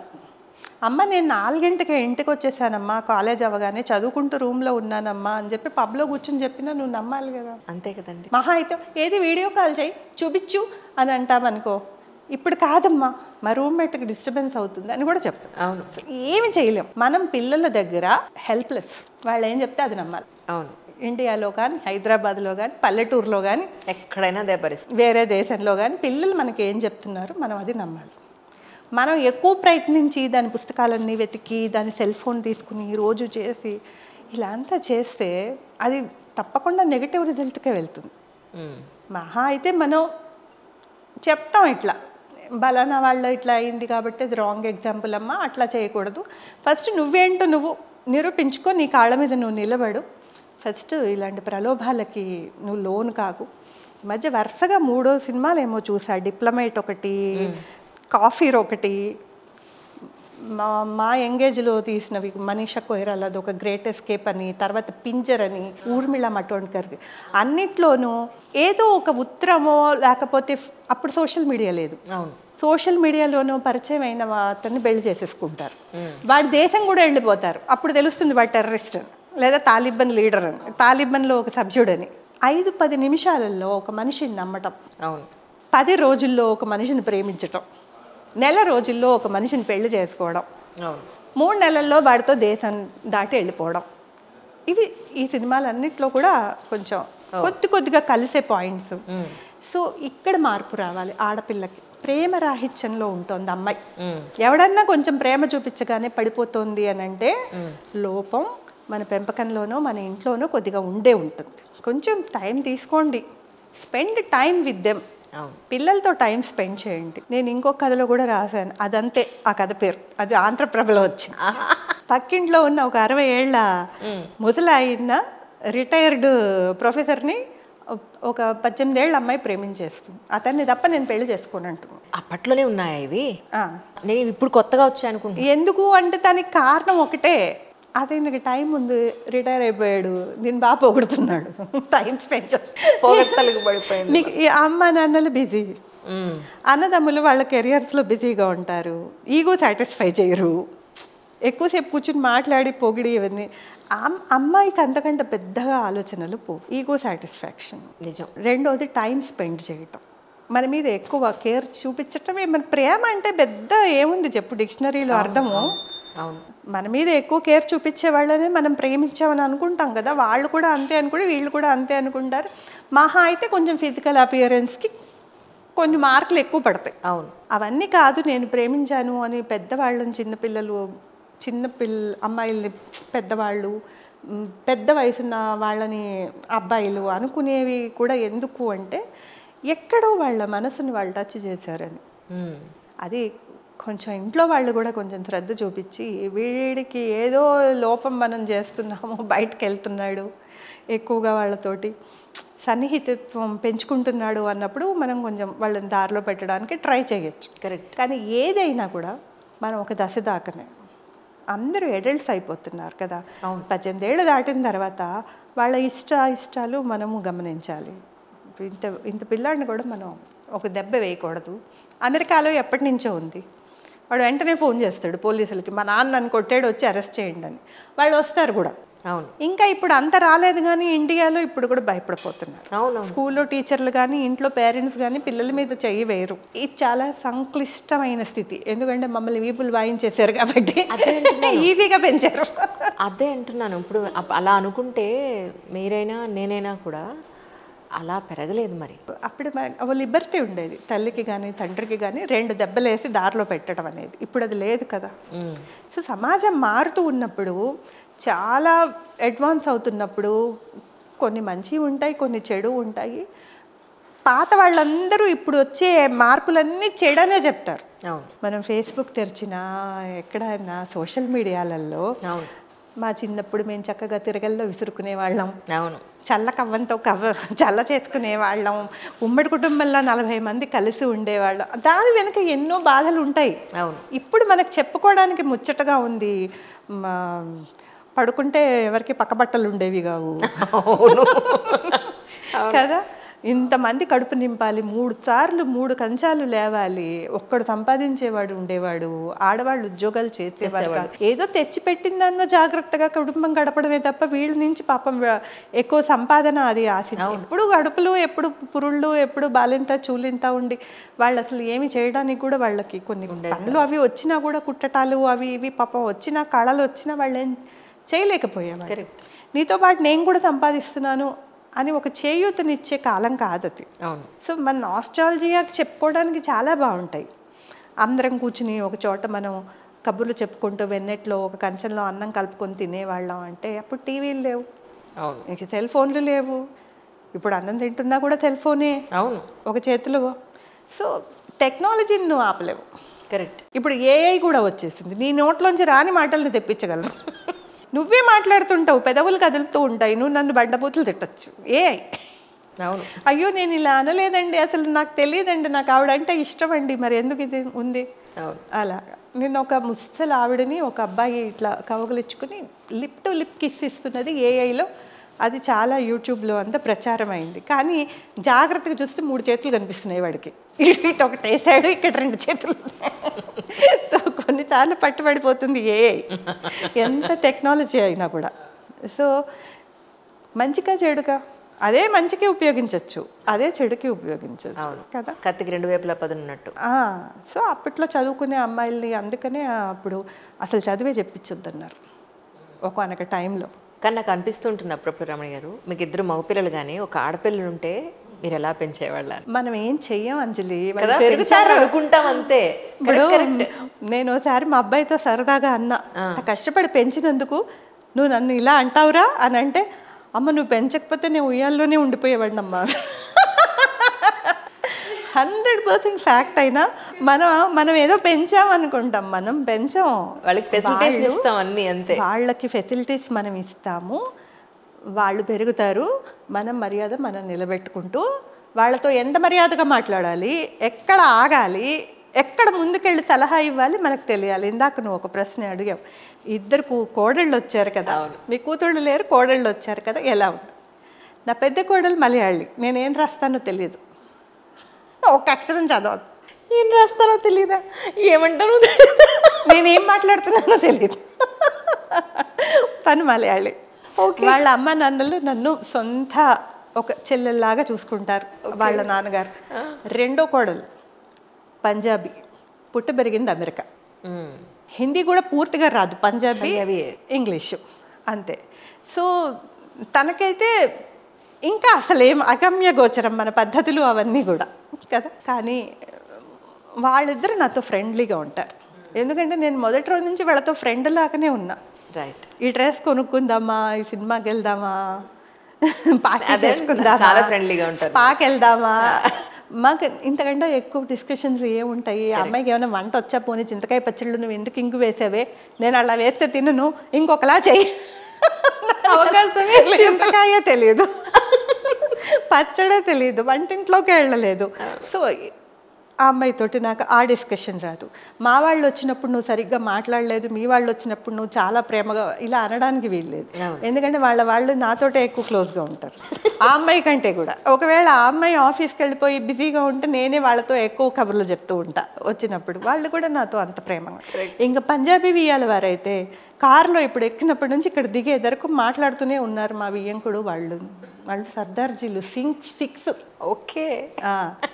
వాళ్ళు అసలు ఎంత ఇదంటే వాళ్ళకి తోటలు ఉన్నాయి, చెర్రీస్ అన్నీ కాచాయి, నీకు ఎంత ఇష్టం కదా, యాపిల్స్, చెర్రీస్, అప్రికాట్స్ అన్నీ వచ్చేసాయి.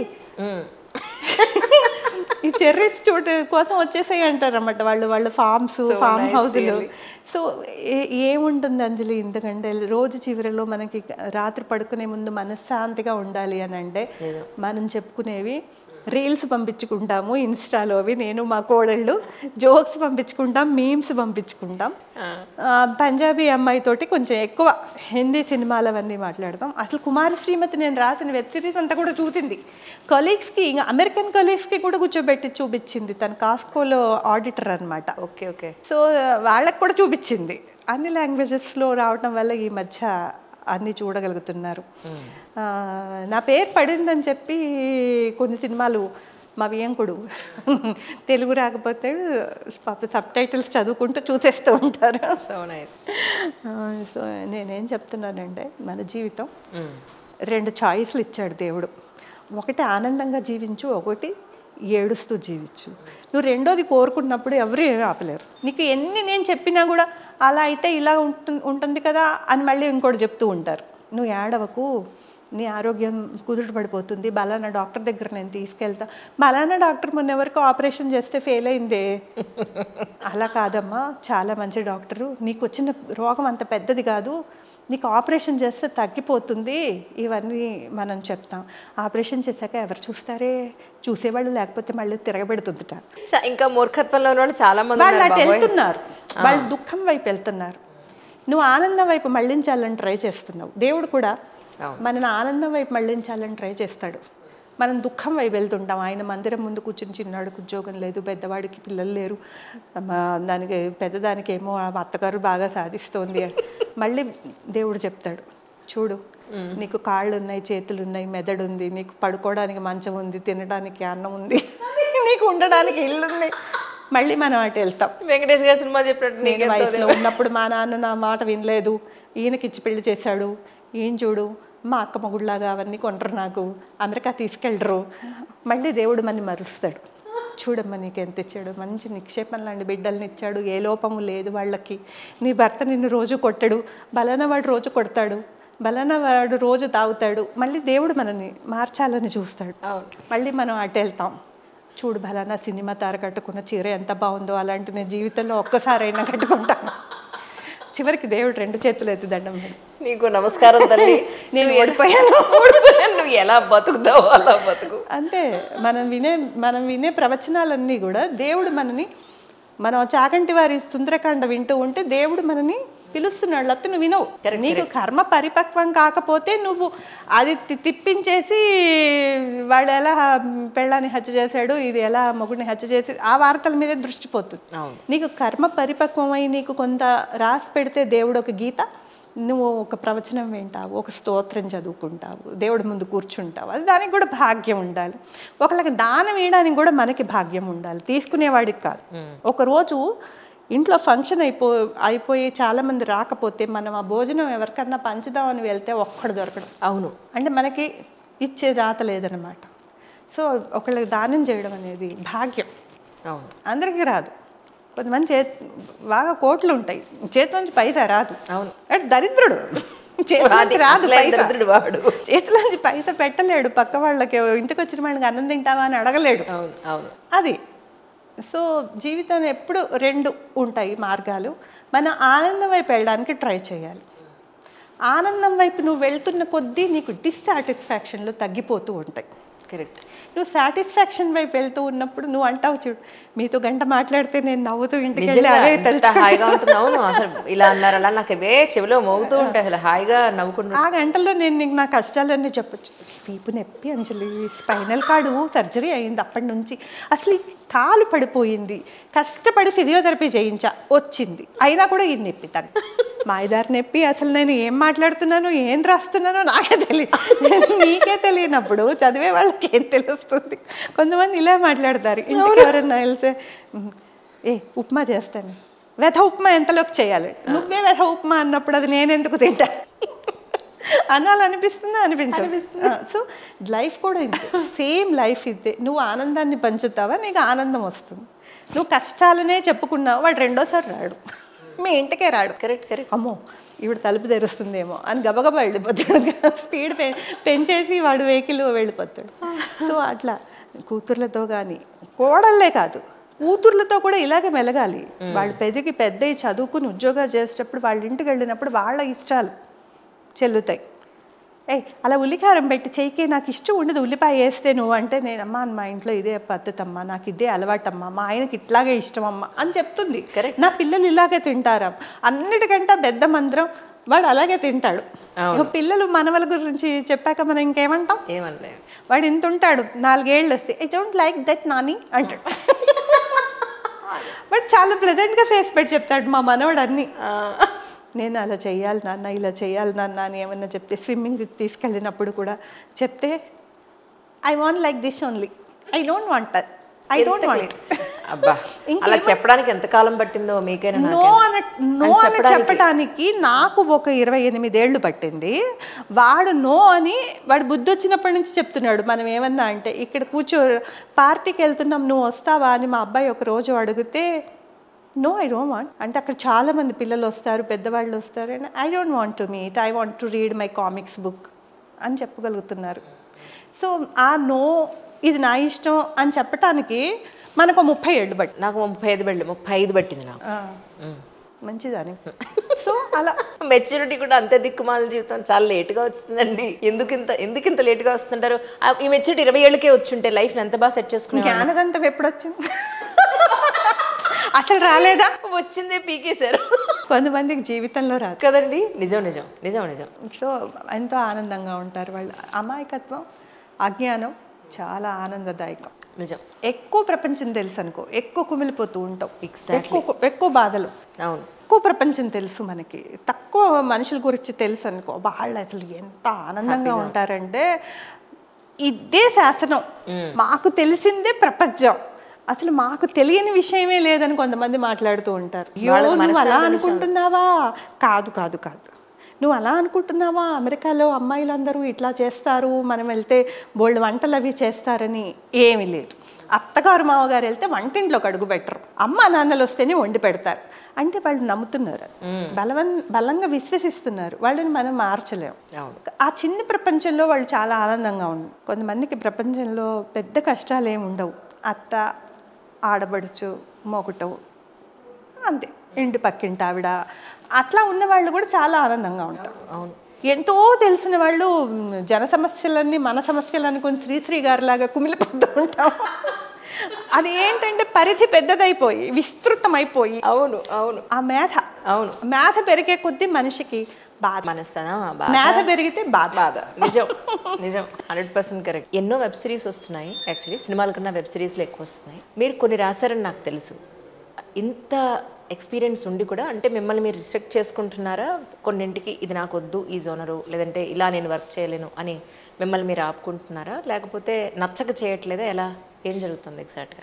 అవకాశాలు రాక. అలా అనద్దు, అవకాశాలు వచ్చినా మీకు నచ్చక చేయలేదేమో అని నేను అనుకుంటున్నాను. అవకాశం అంటే నీకు అన్ని విధాలా అక్కడ కంఫర్టబుల్ ఉంటేనే నీకు అవకాశం వచ్చినట్టు లెక్క. కరెక్ట్. నా ఉద్దేశంలో నాకు అంత అవకాశం ఇవ్వట్లా నా క్రియేటివిటీ చూపించడానికి. సో నియంతృత్వం ఉన్న దగ్గర మనకి రైటర్గా క్రియేటివిటీ దెబ్బతింటుంది, ఫ్రీడమ్ ఉండదు. సో నా ఫ్రీడమ్ ఎక్కడుంది? నాకు నావెల్స్ రాసుకోవడంలో ఉంది. ఎవడు అడగడు నేను ఎంత రాసుకున్నా, నా ఇష్టం, నాకు ఒక లిమిట్ లేదు. సో నా క్రియేటివిటీ అలా ప్రవహిస్తుంది కాబట్టి నేను నావెల్స్ ఎక్కువ రాసుకుంటున్నా. నా ఇష్టానికి అనుగుణంగా నువ్వు చెప్పిన దానికి మేము విలువిస్తాము అనే ప్రొడ్యూసర్స్కి, డైరెక్టర్స్కి నేను పనిచేస్తాను, ఇప్పటికి కూడా చేస్తాను. మనం ఒకటి అనుకున్నాం, ఒక సినిమాను ఒక వెబ్ సిరీస్ చూసి దాని మీద చక్కటి ఒక విశ్లేషణ, మీ అభిప్రాయం, దీనికి సొసైటీలో ఎలా ఉంది పరిస్థితులు అనే దాని మీద. సో కమింగ్ ఎపిసోడ్స్లో రమణి గారితో ఒక చాలా మంచి చక్కటి డిస్కషన్ చేయాలనే ఉద్దేశం. కింద కమెంట్ సెషన్లో మేము మీ కమెంట్స్ కోసం ఎదురు చూస్తూ ఉంటాను. రమణి గారు ఎక్కువ టైం తీసుకుంటే క్షమించాలి, దయచేసి ఏమీ అనుకోవద్దు. అంజలి, నేనే థ్యాంక్స్ చెప్పుకోవాలి. అయ్యో, మీకు సిగ్నేచర్ స్టూడియోస్కి, సిబ్బందికి ఇంత ఓపికగా నా మాటలు వీళ్ళు కూడా వినాల్సి వచ్చింది. లేదు, అసలు ఎంత సంతోషపడుతుంది, మీ మాటలు ఎవరు విన్నా హాయిగా ప్రశాంతంగా నవ్వుకుని నిజాలు తెలుసుకుని వాళ్ళ జీవితంలో ఇంప్లిమెంట్ చేయడానికి ప్రయత్నిస్తారు. That is first. నేను జడ్జిమెంటల్గా ఏం చెప్పలేదు అని అనుకుంటున్నాను. లేదు, ఏం చెప్పలేదు, అబ్సల్యూట్లీ చెప్పలేదు. చాలా న్యూట్రల్గా ఉండి ఇటు వెళితే ఇలా ఉంటుంది, ఇటు వెళితే ఇలా ఉంటుంది, ఎటు వెళుతారో మీ ఇష్టం అనే పాయింట్లోనే మీరు మాట్లాడారు తప్ప ఇక్కడ ఏది కూడా ఇలా ఉంటే ఇలానే అంటారు అని ఎక్కడా మీరు ఒక మాట మాట్లాడలేదు. సో ఆ సిరీస్తో పాటు ఈరోజు మిగిలిన భాగాలన్నీ కూడా నెక్స్ట్ ఎపిసోడ్లో ఖచ్చితంగా మనం డిస్కస్ చేద్దాం. తప్పకుండా. Again thank you so much once again. నమస్తే.